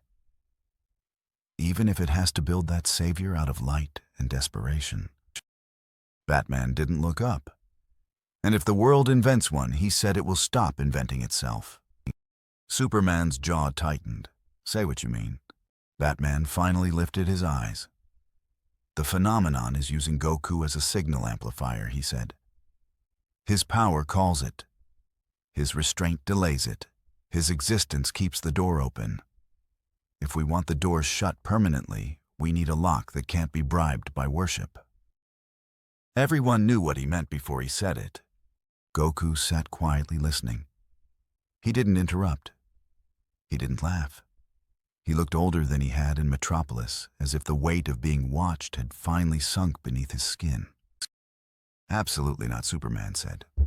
Batman's voice didn't change. "The alternative is an open equation," he replied. "An eternity of escalating miracles until the universe becomes a machine that runs on human dependence. If you want a bright ending, you need a hard choice." Diana's eyes hardened. "You do not get to decide the cost without consent." Batman's mouth twitched, almost a smile, almost pain. Consent is a luxury of stable realities, he said. This one is stuttering. Leo Thorne stood at the back of the room, heart-hammering. He'd watched gods argue before, but never like this. Never with a man in a cape speaking like the universe was a ledger. Then Leo realized something that made his skin go cold. Batman wasn't only planning to lock the door. He was planning to do it in a way that stopped people from even noticing the door existed, because noticing was fuel. Victor, Batman said, turning to Cyborg. Can you ground the world's attention? Cyborg frowned. You mean, shut down the feed? Not all of it, Batman replied. Just the loop. Cut the endless replay. Cut the worship spiral. That's not a technical issue, Victor warned. That's a social one. Batman's eyes flicked to Leo sharp. Then we need a human lever. Leo swallowed. Don't look at me, he muttered, but it was too late. He felt the weight of every camera on Earth, every chant, every rumor. He felt his own old trauma rising, people praying in a tunnel, waiting for a symbol, dying because they refused to move. Goku turned toward him. Leo, he said softly, what do I do? Leo's throat tightened. He wanted to say, run. He wanted to say, let the gods handle it. He wanted to say anything that didn't require him to matter. But the theme of the universe had shifted, and for the first time in his life, Leo understood what it meant to be the variable. You tell them the truth, Leo said, not as a hero, as a person, and I'll help you make them listen. Batman's eyes narrowed. How? Leo took a breath and looked at Cyborg. You can't erase attention, he said, but you can redirect it. Victor's expression sharpened. To what? Leo's voice steadied. To each other, he said. To communities. To ordinary courage. Make the story about people choosing, not heroes saving. Superman stared at him, surprised, proud, worried. That's a lot to ask, Clark said quietly. Leo nodded. I know, he said. But if we keep letting them stare at gods, they'll never learn how to stand. Goku's gaze softened. Then let's teach them, he said. Batman's voice was quiet. And if teaching fails, Goku looked at him. Then I'll choose, Goku said. Not you. Batman held his stare. For a second, the Dark Knight looked like a man who had forgotten what choice felt like. Then the watchtower shook. Not from mechanics, from meaning. Leo Thorne felt a surge of terror. He had spent his whole life being safe because he trusted the heroes to always win.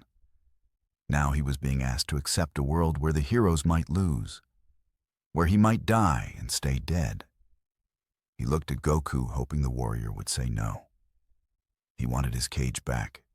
He wanted the golden handcuffs. But then he saw a young girl in the distance, laughing as she chased a butterfly that was now made of pure light. She wasn't afraid. She was fascinated by the change. She was experiencing something new for the first time in a world that had seen everything. Goku reached out his hand toward the device. I think people deserve to see what happens on the next page, he said. The air around them began to crackle with an intensity that made the previous fights look like child's play. The irreversible step was only a heartbeat away. Darkseid's fleet began to descend, sensing the shift in power. The Lord of Apocalypse was smiling his rocky lips, curling in anticipation of a war that finally had stakes. Leo Thorne gripped the edge of his pod, his heart hammering a frantic rhythm. He realized that the after wasn't a destination. It was a cliff. And Goku was about to push the entire universe over the edge. The air in Metropolis did not just thin. It began to hum with the sound of 1 billion breaking glass bells. The fate shield and invisible conceptual barrier that had kept the DC multiverse operating within the safe, predictable confines of its own legends was now visible to the naked eye.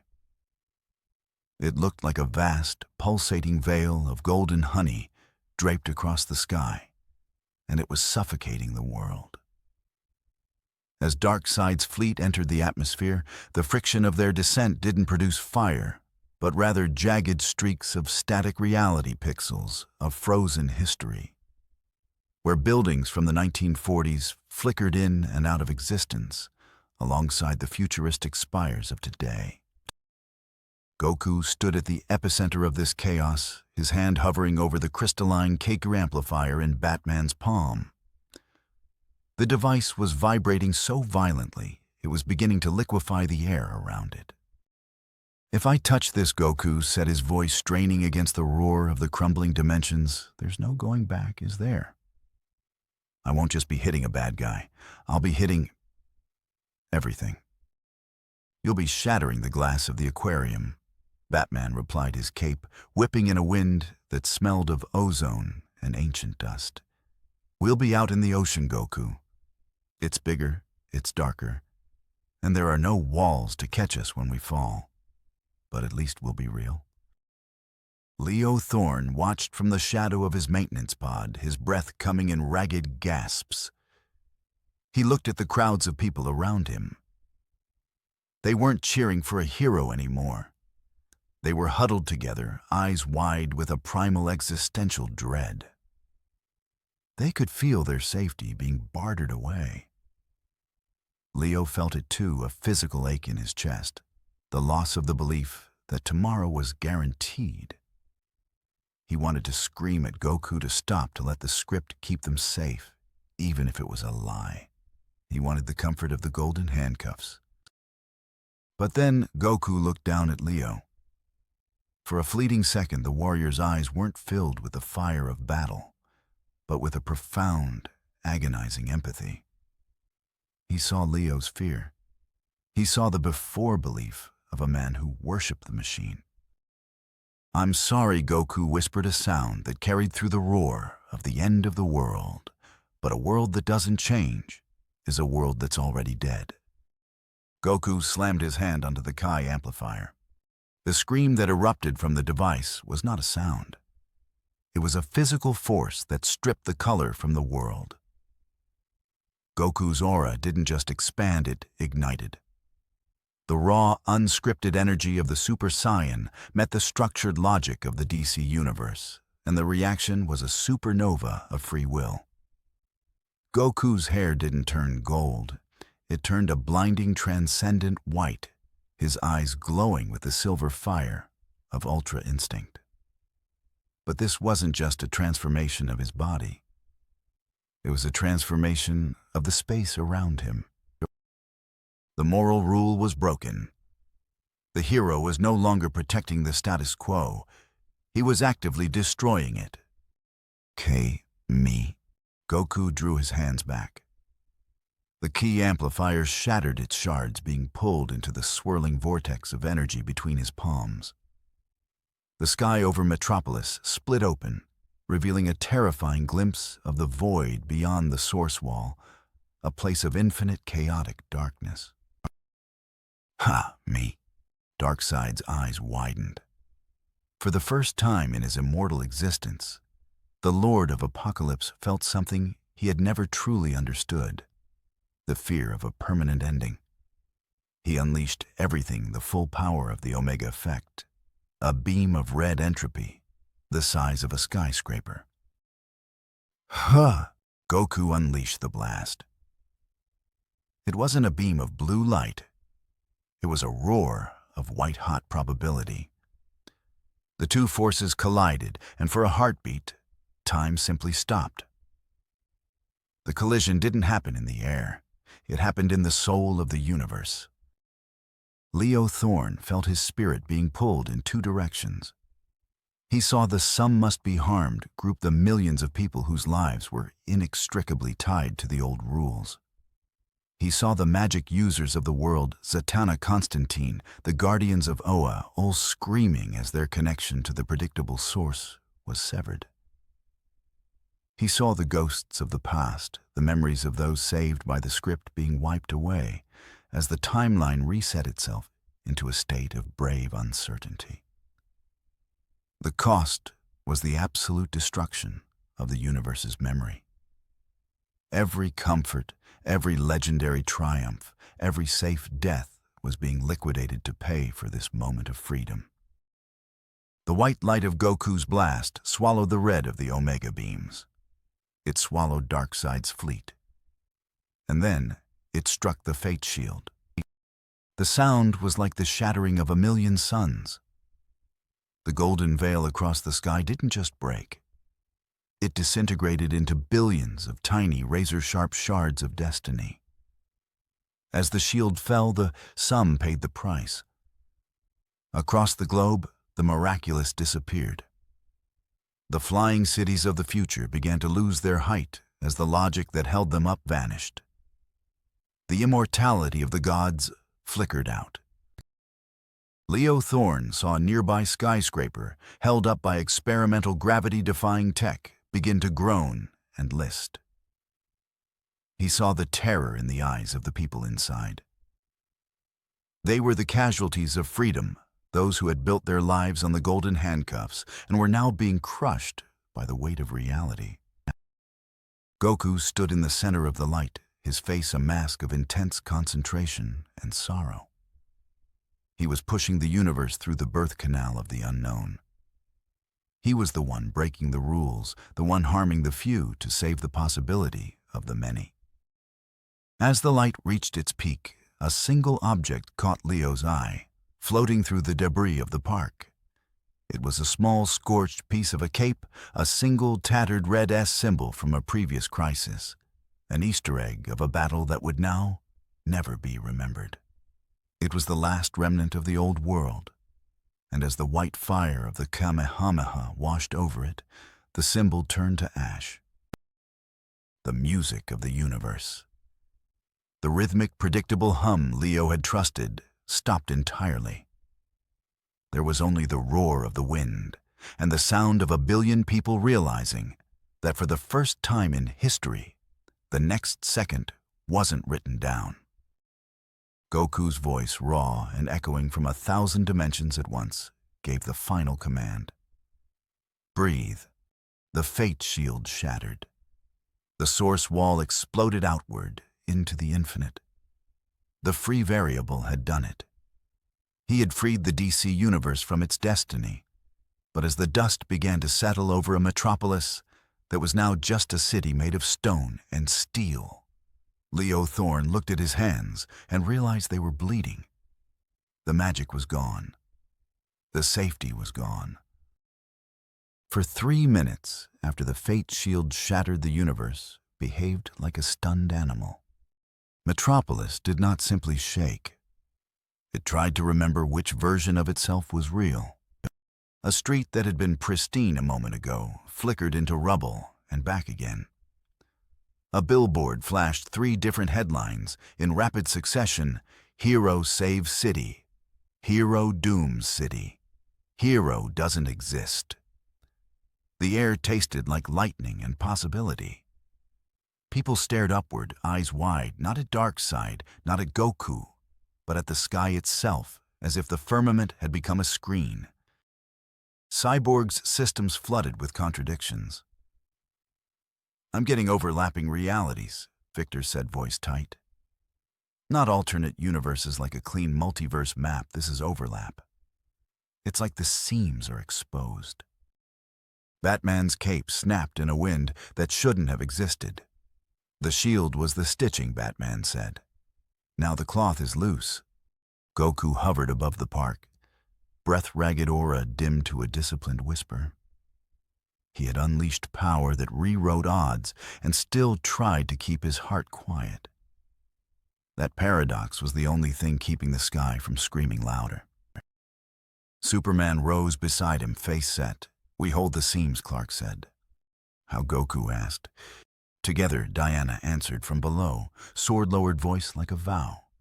Then the seams opened, not as a single crack, but as a constellation of thin, bright tears doorways that didn't lead anywhere specific, but to any story that had ever brushed against Earth. A flash of emerald sky, a glimpse of a city made of bottles and neon, a storm of red sand under twin suns, a corridor of stars that seemed to curve around a giant wall of carved faces. The crowd gasped. The radiance tried to feed again. Halo forms returned in a burst, hundreds this time, drawn to the spectacle of a multiverse showing its ribs. They poured out of the tears like light, spilling from a cracked lantern, smiling, without faces, extending hands, inviting people to stop thinking and just accept. Hal Jordan's ring flared. "Nope," he muttered, threw up an emerald lattice that turned the air into a net of choices. He didn't trap the halo forms. He redirected them, forced them to move to work for their shape. If attention gives you substance, Hal growled, then effort can take it back. Shazam dropped into the park in a thunderbolt, eyes wide at the sky's open wounds. "Okay," he said, half awed, half terrified. "This is definitely above my pay grade." Then, "Raise your pay grade," Wonder Woman snapped, and Shazam nodded like a student being given the hardest homework of his life. Barry Allen arrived with a dozen EMTs he'd scooped up from another block. "I'm doing the human thing," Barry shouted, dropping medical kits into hands. "Look, hands helping." John reached into the collective mind of the crowd, not to control it, but to calm it. A gentle pressure of empathy moved through Metropolis like a breeze. People blinked. Phones lowered. Some looked away from the sky and finally saw the person next to them. The halo forms wavered, but one tier in the sky darkened instead of brightening. A shadow pressed through thick, deliberate like a hand, pushing a curtain aside. Orion stepped out first. Astro harness blazing eyes, scanning the unstable horizon. Behind him, a small detachment of new gods emerged, warriors in armor that looked ancient and futuristic at the same time. They did not appear to conquer. They appeared to evaluate. Highfather did not come, but his judgment did carried in Orion's expression. Kal-El Orion called, voice carrying over the city's panic. "Your world has torn the stitching." Superman's jaw tightened. "We didn't choose this," Clark replied. "We're fixing it." Orion's gaze landed on Goku.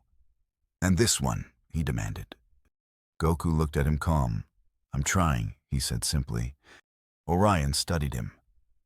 "Trying is not a strategy." Diana stepped between them, eyes fierce. "Then offer one," she said. Orion's mouth tightened, respect disguised as irritation. "Very well," he said. "We stabilize the tiers by anchoring them to a single frequency." Cyborg's eyes flashed. "That sounds like a tuning," Orion finished. "A cosmic chord. Your planet must stop resonating like a frightened drum." Batman's gaze sharpened. "We need a conductor," he said. Everyone looked at Goku. Goku exhaled slowly. "I can't be the beacon," he murmured, "but I can be the metronome." He closed his eyes. For the first time since he arrived in the DC universe, Goku didn't reach for higher power. He reached for quieter power. Ultra Instinct was not a transformation here. It was alignment, mind and body, moving without ego energy, flowing without flare presence, existing without demanding attention. His aura shifted, not brighter, cleaner. The air around him steadied like a shaken glass, finally settling. One by one, the tiers in the sky stopped widening. They stopped writhing. They held. Hal felt it through his ring. He's not fighting the multiverse. Hal whispered. He's teaching it a rhythm. Cyborg synced the Watchtower's remaining relays into that rhythm, pushing the stabilizing pulse through satellites and signal towers without turning it into a broadcast. "No hero highlights," Victor muttered. "No montage. Just stability." Barry for once stopped running. He stood still and listened. "That's weird," he whispered. "Being still is weird." "Get used to it," Batman said without looking at him. The halo forms screamed in frustration, soundless, conceptual. Their smiles cracked, and their bodies began to shed glittering fragments that faded before they could be worshipped. But the shadow behind the darkening tear did not fade. It emerged fully, not Darkseid, at least not as a person. A silhouette shaped like inevitability itself. A concept wearing the memory of Darkseid's face like a mask. The specter appeared behind it, like a green storm, given form eyes burning with divine accusation. The presence of the spirit of vengeance made the crowd gasp for a different reason. Instinct recognized judgment. The specter's voice did not echo. It simply arrived inside every soul.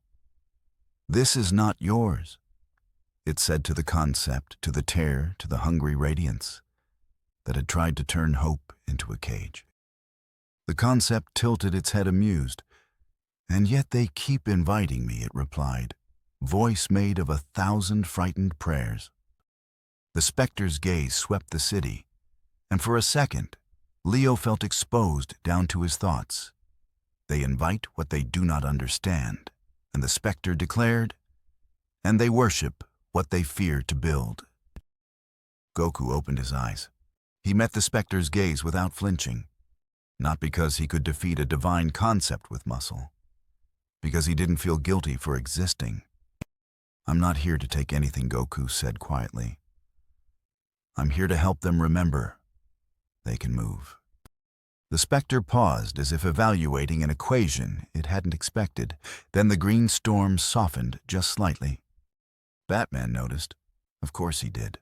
"That's your leverage," Batman murmured half to himself. "Not your power, your intent." Orion raised his fists, ready to fight. "We destroy the tear," he said. "No," Superman answered. "We close it." The concept laughed. "You can't close what you keep dreaming about." Diana lifted her shield. "Then we change the dream," she said.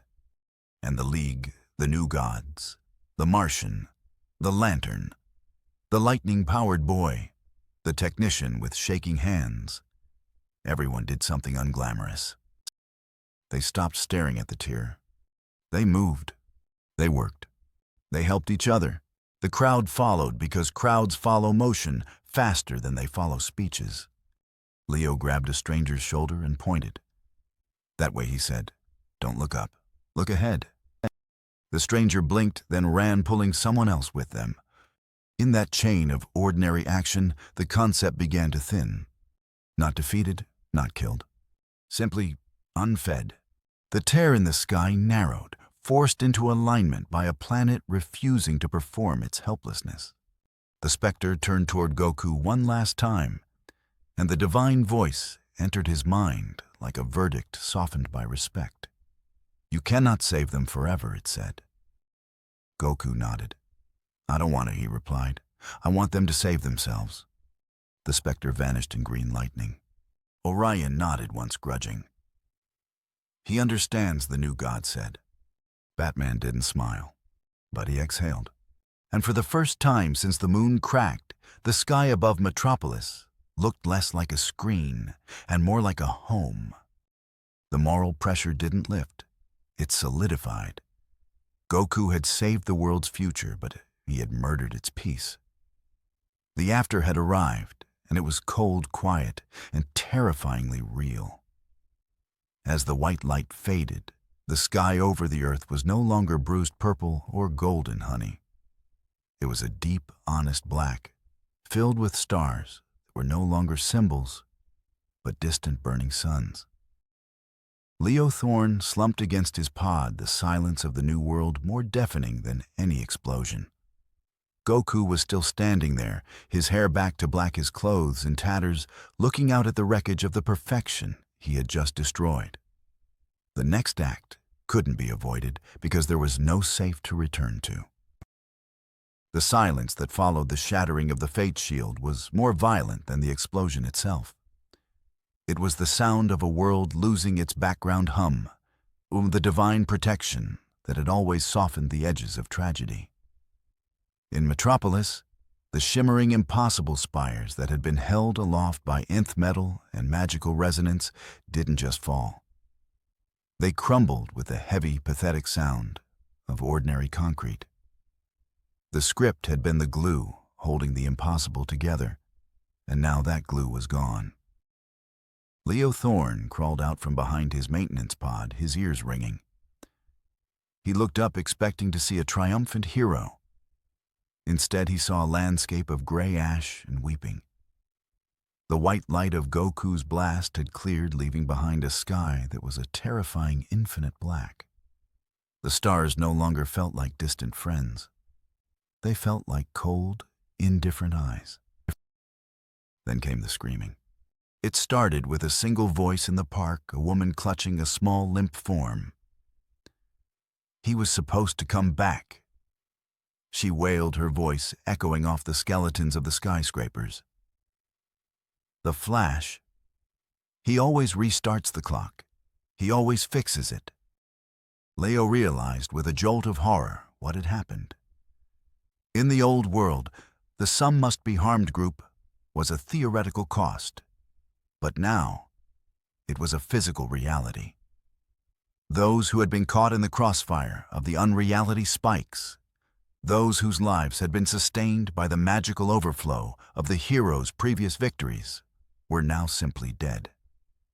The reset hadn't come. The time loop that usually mended the broken hearts of Metropolis had been severed. For the first time, death in this city was final. It was messy. It was real. It was...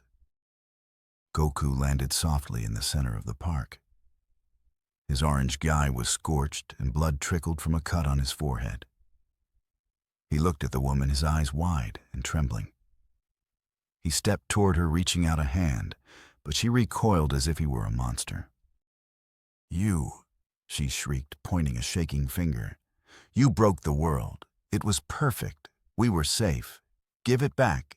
Give it back." Within seconds, the crowd began to turn. Hundreds of survivors, covered in the dust of their fallen city, began to surround the man who had just saved the multiverse. They didn't see a liberator. They saw the man who had stolen their security. They saw the intruder who had traded their gilded cage for a cold, dark wilderness. I wanted you to be free," Goku whispered, his voice cracking. He looked at Superman, who was standing nearby, his cape torn and his eyes hollow. "Clark, tell them they don't have to be afraid of the truth." Superman looked at the crowd, then at his own hands. He looked like a man who had spent his whole life reading a book and had just realized the last few chapters were missing. "The truth is hard." Goku Superman said, his voice devoid of its usual heroic resonance. "You gave them a choice, but you didn't ask if they wanted it. You took away their hope for a miracle. Now they only have themselves. And right now, themselves isn't enough." A rock struck Goku in the shoulder, then another.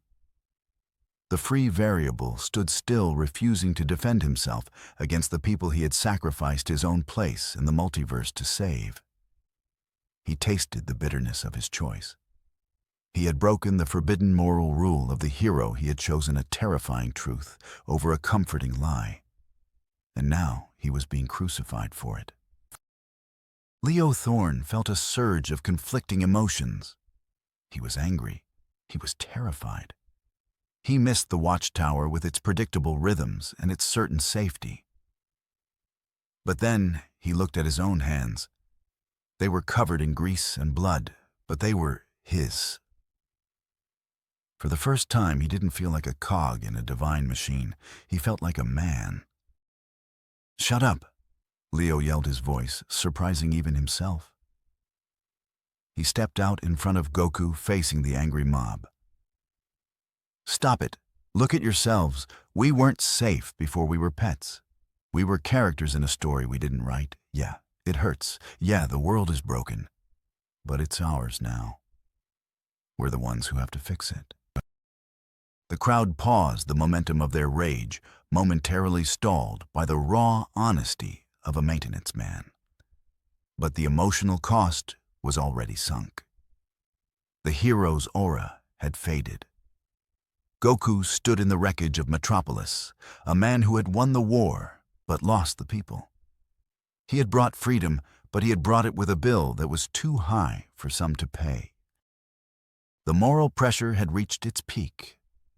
The harm was real, and it wouldn't be washed away by the next issue or the next reboot. The after was a world of scars. As Leo looked at Goku, he saw the warrior's spirit start to flicker. The cost of being the variable was beginning to extract its final price. The next act wouldn't be a battle of power, but a battle of will, to see if a world without a script could find a reason to keep turning. Leo Thorne gripped his wrench, the metal cold and heavy. He looked at the dark sky and knew that the night would be long. The fall had ended. Now came the struggle of the climb. The darkness that followed the fall of the Fate Shield was not a natural night. It was a hungry, predatory void. From the bleeding edges of the atmosphere, the remnants of the Apocalyptian fleet didn't retreat. They descended like vultures, sensing a dying god. Darkseid had not been destroyed by the Kamehameha. He had been transformed. His rocky skin was now laced with jagged, glowing veins of pure entropy, his form flickering with the same unscripted instability that had gripped the earth. He landed in the center of the ruins of Metropolis, the impact liquefying the pavement. He didn't come with an army of parademons this time. He came alone, carrying the raw, terrifying logic of a tyrant who had finally found a world where his power had no ceiling. "You have given me a gift." Scion Darkseid's voice was a low-frequency vibration that made the survivors' teeth ache. "You broke the walls of the source. You removed the hero's protection. Now there is no narrative to save them. There is only the stronger will. And mine is a mountain of stone." Goku tried to stand, but his legs buckled.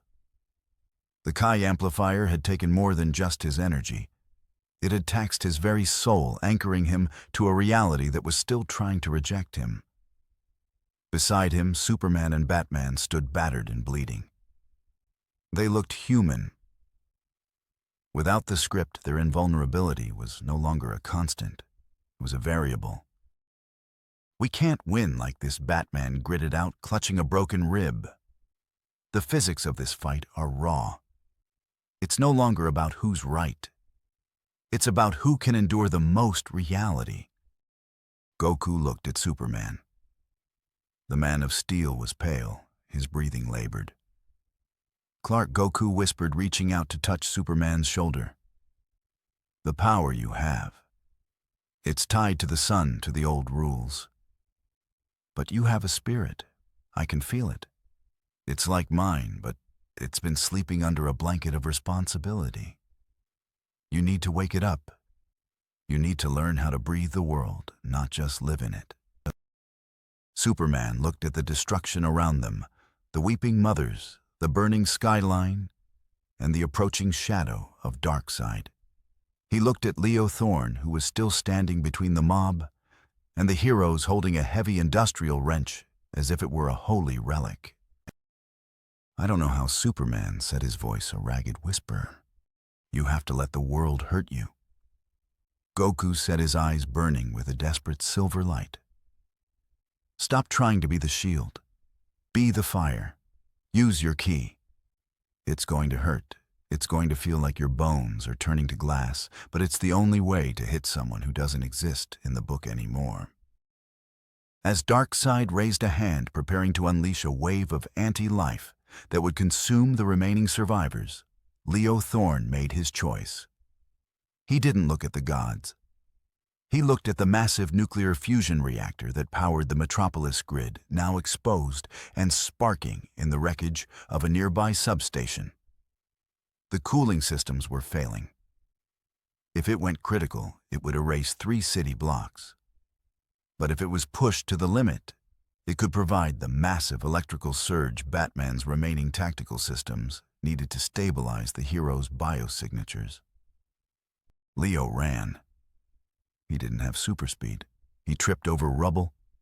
He felt the heat of the reactor searing his skin. If Goku can break the world to save it, Leo screamed over the roar of the fire, then I can break myself to keep it turning. He reached the control manual override. The radiation alarms were screaming a high-pitched wail that signaled certain death for a baseline human. Leo didn't hesitate. He smashed the glass and pulled the containment rods. The radiation flooded the room in a beautiful, lethal blue glow. Leo's skin began to blister, instantly his vision blurring. But the surge hit. The watchtower's remaining groundlinks flared to life. Now Leo's voice crackled over Batman's comms, wet and fading. Batman triggered the link. The surge of power hit Superman and Goku like a lightning bolt. But it wasn't just electricity. It was the human variable Leo's sacrifice, giving the heroes a focal point in a world without meaning. Superman let out a scream that shook the heavens. He wasn't flying, he was vibrating. Under Goku's guidance, he tapped into his internal Kai for the first time. It wasn't clean. It wasn't the effortless power of the yellow sun. Blood began to leak from Superman's ears and nose as his cells fought to contain the raw, unscripted energy. His muscles tore and knitted themselves back together in a millisecond. He was learning the price of freedom. It was agony. Darkseid roared, lunging forward with a fist of pure entropy. Superman met him mid-air. The collision created a shockwave that blew the clouds out of the sky for 50 miles. There was no grace in the fight. It was a brutal, ugly brawl. Superman's punches didn't just hit Darkseid. They exploded with the sound of cracking thunder, each strike fueled by the pain of a man who was finally truly vulnerable. Goku, drawing on the very last of his Ultra Instinct, joined the fray. The two icons, the champion of the new world and the legend of the old, moved in a synchronized dance of desperation.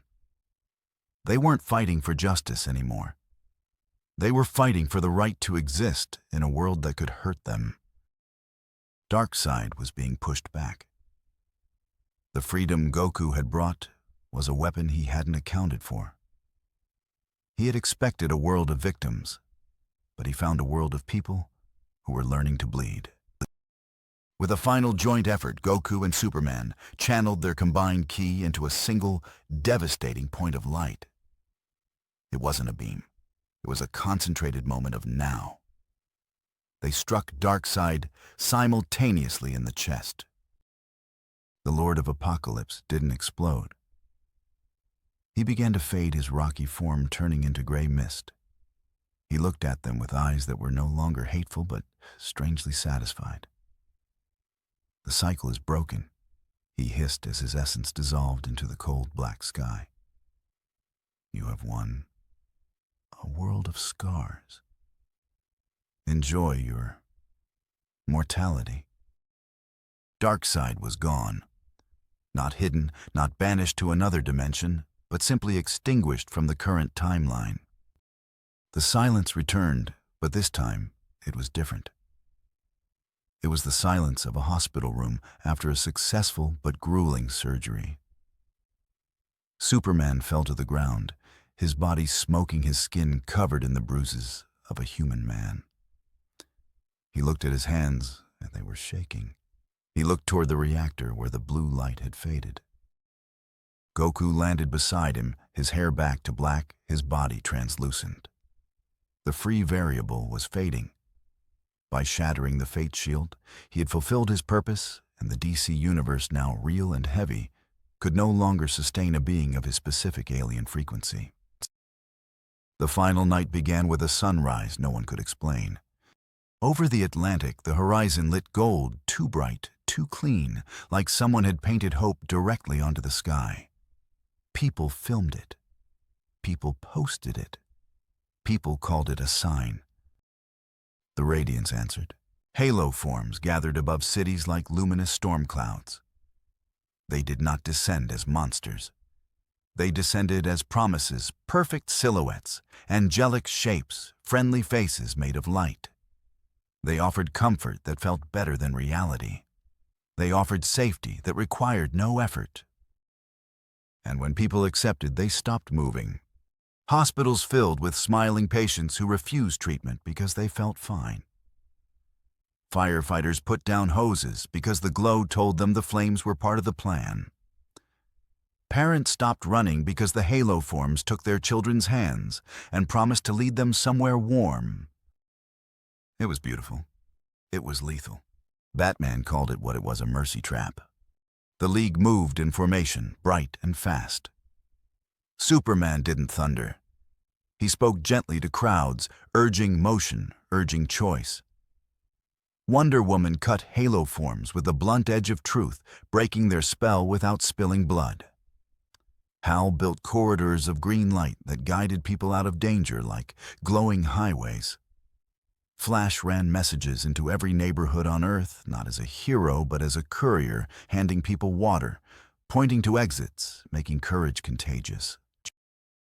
Cyborg broadcast a single phrase across every screen he could safely access. You can move.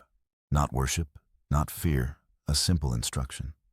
And Leo stepped onto a rooftop in Metropolis with a handheld transmitter Victor had built from spare watchtower parts and stubbornness. He stared at the city's endless glass, at the people holding phones up like prayers. And he felt the old tunnel closing around his chest. He lifted the transmitter and spoke anyway. "My name is Leo Thorne," he said, voice shaking, then strengthening. "I work on the watchtower. I keep the lights on so heroes can do what they do. And I'm telling you right now, don't turn this into a religion." Across the city, people paused. The pause mattered. "The guy in orange didn't come here to be your god," Leo continued. "He came here by accident. And every time you stare at him, like he's your last hope, you feed something that wants you helpless." Phones lowered. Not all of them, but enough. "Help each other," Leo said. "Move. Check on your neighbor. Carry someone who can't run. Stop filming and start doing." For a heartbeat, Metropolis looked like itself again, people turning, acting, choosing. Above them, the halo storm wavered. Goku felt it from the watchtower's upper deck, where the key amplifier waited like a crown no one wanted to wear. Batman stood beside the device cloak, still hands precise. "The window is closing," Batman said. "If we don't ground the phenomenon now, it will stabilize into a permanent layer." Superman stepped forward. "We can stabilize without imprisoning him," Clark insisted. Batman's eyes were tired. "We can stabilize for a day," he replied. "A week, a year. But as long as he exists as a signal, the universe will keep trying to turn him into a story. You know that." Diana looked at Goku. "What do you want?" she asked. Goku took a slow breath. For once, he didn't answer with a grin. "I want them to be okay," he said. "Not because I'm here, because they learn how to be." Batman nodded once, almost respectful. "Then we do it your way," Batman said. "But if your way fails, the universe won't ask again." Goku stepped onto the platform. The device's crystalline core pulsed, responding to him like a heartbeat, recognizing blood. He looked at Superman. "Hey," Goku said softly. "If this goes wrong, tell them I wasn't trying to be a symbol." Superman's eyes shone. "I will," Clark promised, "and I'll tell them you were a man." Goku looked at Leo through a screen feed, seeing the rooftop, the people, the lowered phones. "Thank you," Goku said. Leo's throat closed. He couldn't reply. He just nodded and hoped the nod reached across the distance. Then Darkseid arrived. Not through a boom tube. Through the concept itself. The air in the chamber thickened. The light bent. A shape formed in the corner of perception, like the universe remembering a villain it had grown tired of and refusing to forget anyway. Darkseid's voice rolled in without vibration, a thought spoken by gravity. "This is my favorite part," he said. "The moment heroes choose which chain feels kinder." Superman's fists clenched. "You're not welcome here." Darkseid's silhouette sharpened, built from the city's collective expectation of him. "I am always welcome," he replied, "because you keep writing me into your nightmares." Goku stared at him calm. "You're not the problem," Goku said. Darkseid paused, intrigued. "Oh." Goku's eyes narrowed. "You're what the problem wears," Goku said. "But the problem is what people believe they need." Darkseid smiled. "Then kill belief," he whispered. And the chamber shook as if offended by the simplicity. Diana stepped forward. "You want us to become tyrants," she accused. Darkseid's smile widened. "I want you to become honest," he said. "Look at your people. They do not want freedom. They want relief." Hal's ring flared. "You're talking a lot for a guy who got scared and knelt." Hal snapped. Darkseid's eyes turned toward him, and Hal felt the weight of 1,000 dead worlds. "I did not kneel from fear," Darkseid said. "I knelt because I am bored of endings that never change." Batman's voice was ice. "You want the script broken?" "Yes," Darkseid said, almost tender. "Because even I am trapped in it." The concept in the chamber shifted, and suddenly the halo forms outside surged, fed by the drama, fed by the spectacle of gods, arguing about gods. Attention spiked worldwide. Worship spiked. The signal amplified. The radiance screamed without sound. The Kai amplifier responded by flaring. Goku felt his aura rise instinctively, and he forced it down. Ultra instinct wasn't a transformation for him in that moment. It was a decision. He closed his eyes. He listened to the world's heartbeat, the way you listen to a friend's breathing when they're trying not to panic. He felt the crowd's need. He felt the fear under the need. He felt the worship covering the fear like glitter on a wound. And he did something no one expected from the man who loved to fight. He stopped trying to win. He started trying to soothe. His aura spread not outward as a beacon, but outward as a blanket. Not brighter, softer, a field of steady awareness that asked nothing and promised nothing. The chamber's harsh light dulled. Darkseid's silhouette flickered confused, because a villain is built from resistance, and Goku had stopped resisting in the way villains understood. Superman stepped onto the platform beside him, adding his own steady presence, solar warmth, without spectacle, a sunrise you didn't need to photograph. Diana placed her hand on Goku's shoulder, grounding him like an oath. Hal extended a construct around them, not a cage, but a tuning fork shaping the field into harmony. Cyborg connected the Kai amplifier to every communication channel he could access, without turning it into propaganda. He didn't broadcast a hero. He broadcast a calm. Across Earth, people felt it. A breath they didn't know they'd been holding finally left their lungs. A mother in Gotham lowered her phone and hugged her child. A man in Central City stopped staring at the sky and started pulling strangers out of traffic. A nurse in Metropolis resumed CPR instead of praying for a miracle. The radiance faltered. The halo forms began to crack, not because they were attacked, but because their fuel changed. Worship thinned into gratitude. Fear thinned into focus. Attention shifted from the savior to the act. Darkseid roared not in pain, but in frustration. His concept body frayed at the edges. "No," he snarled. "Don't you dare make them sufficient." Batman's eyes narrowed. He can't stand a world that doesn't need him, Batman realized. Darkseid lunged fist-formed of pure expectation, aiming not at Goku's body, but at the calm field itself. Superman intercepted the blow. The impact didn't break his bones. It tried to rewrite him. It tried to tell him he was nothing without applause. Clark held. He didn't hold because he was strong. He held because he remembered being a boy in Kansas lifting a tractor without anyone watching. He held because he had already learned how to be good in private. Goku opened his eyes. Silver light shimmered not as fireworks, but as clarity. He moved once, one step, one punch. Not a blast. Not a beam. A punch so clean it felt like a correction. His fist struck the anti-life fragment that had been hiding in the Chi amplifier's resonance like a splinter in light. The fragment shattered. For an instant, everyone on Earth saw the concept behind the radiance, not a demon, not a god, but a hunger shaped like comfort. Then the hunger lost its name. Darkseid's silhouette cracked like a statue struck by truth. "We were supposed to be eternal," he hissed. Batman met his gaze. "We were supposed to grow," Batman replied.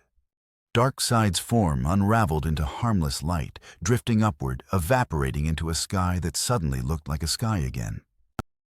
The key scar in the source wall trembled and then began to close, not with violence, but with finality.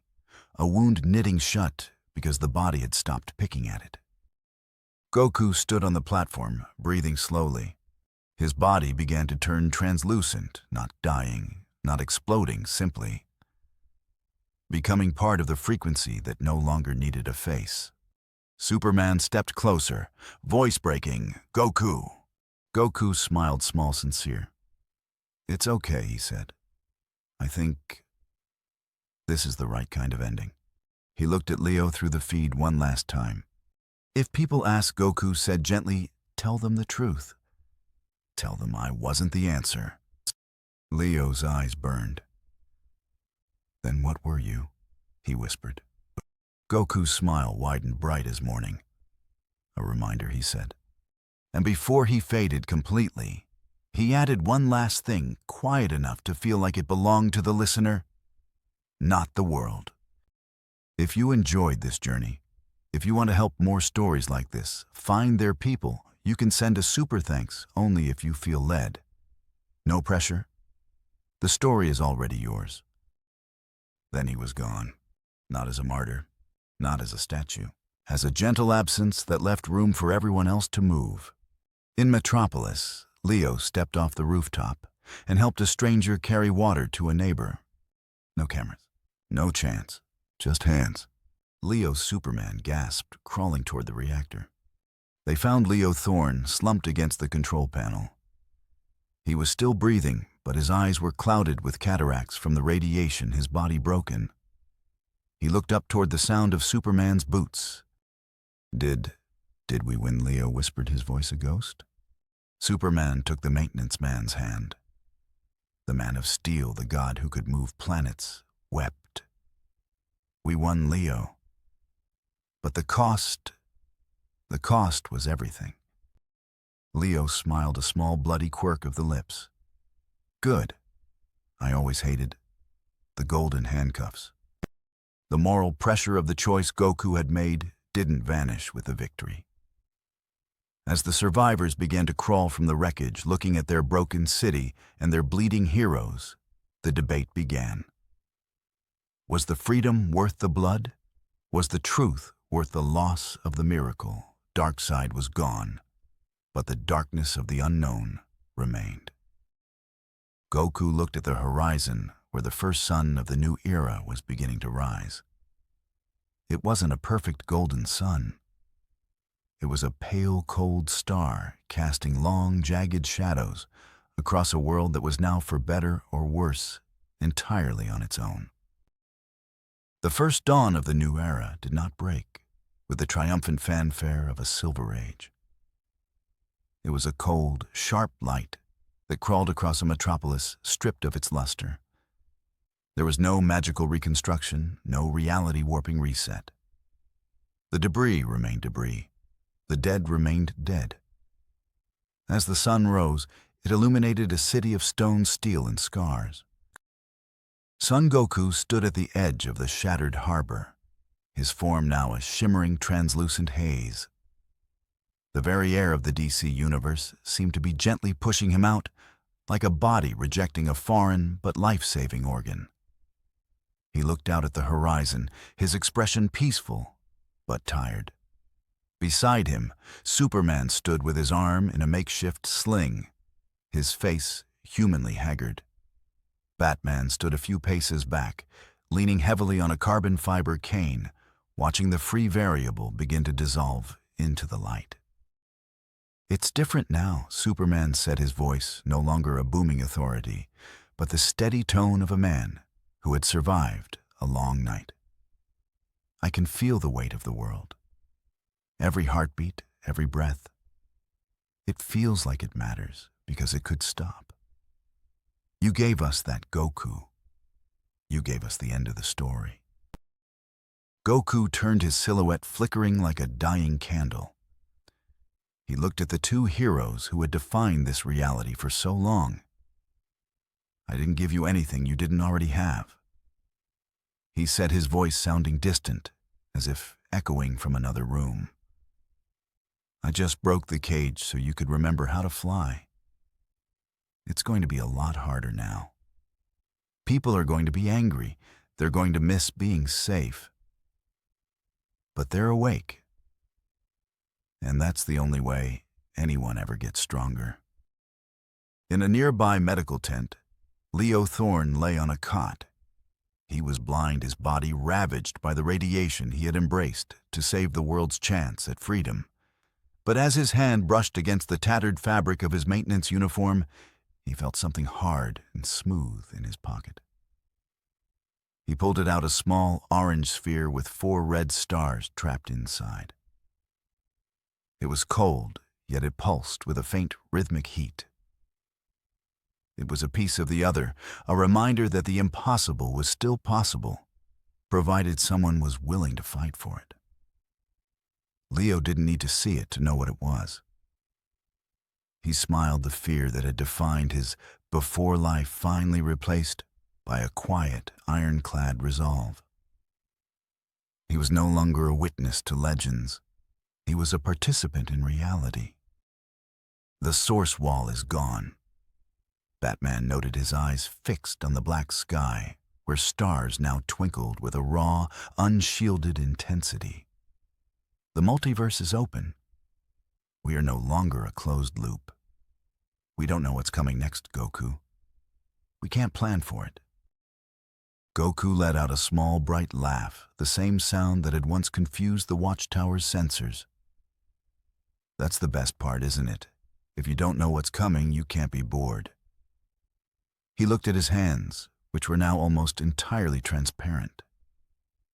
"My time's up. The variable has been solved. But don't let the ink dry again, okay? Keep moving. Keep training. This world is a lot bigger than the books said it was." With a final gentle nod, the man in the orange gi vanished. He didn't explode or fly away. He simply became part of the wind, a golden shimmer that was absorbed into the atmosphere of a world that would never be the same. The silence that followed was not empty. It was filled with the sounds of a city waking up to work. It was the sound of hammers hitting nails, of neighbors calling out to one another, of children crying, and parents comforting them without the promise of a miracle. Superman looked up at the broken moon, which still hung in the sky, as a jagged, permanent reminder of the price of freedom. He didn't fly up to fix it. He simply took a breath, a deep, mortal breath, and looked at Batman. "We have work to do, Bruce.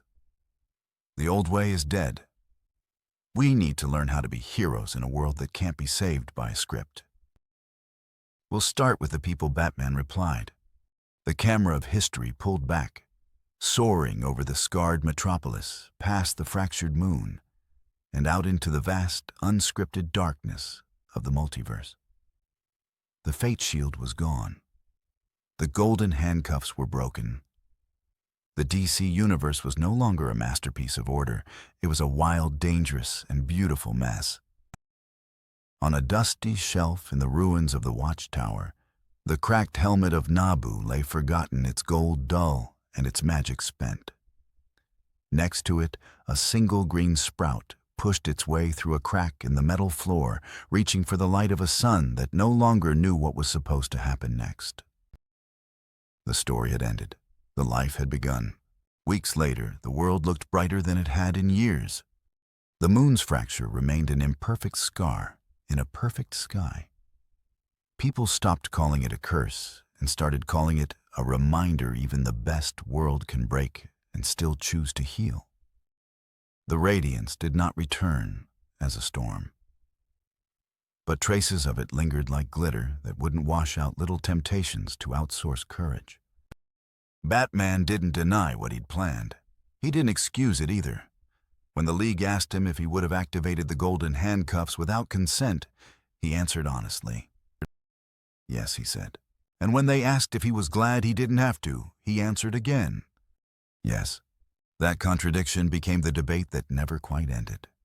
Superman spoke at the memorial for no one. We didn't lose a god, he told the crowd. We met a man who refused to let us turn him into one. Diana planted an olive tree in Centennial Park and told children stories about heroes who win without being worshipped. Hal flew lower over the city after that, close enough to see faces, not crowds. Victor kept the watchtower's feeds quieter. Not hidden, just less addictive. And Leo stopped waiting for miracles he could outsource. He joined neighborhood crews. He helped build evacuation plans. He taught teenagers how to fix a generator and how to breathe through panic. On the watchtower, the cracked helmet of Nabu stayed on a shelf silent, as if even ancient magic had learned humility. Sometimes, in the right angle of sunlight, people swore they saw a brief flash of orange in the upper atmosphere, like a friendly wave on the edge of perception. Maybe it was real. Maybe it was just comfort. The difference mattered less than the choice. Because for the first time, Earth's hope didn't look like a spotlight. It looked like 1,000 small lights turning on at once. And if anyone ever tries to sell you a savior again, remember the quiet truth: this story-earned courage spreads faster than worship. Hope is not a throne, it's a toolkit. The sky can crack and still be worth looking at after you've helped someone stand. No one gets to own the light. The ending was bright on purpose. We move together. And if anyone ever tries to sell you a savior again, remember the quiet truth: this story-earned courage spreads faster than worship. Hope is not a throne, it's a toolkit.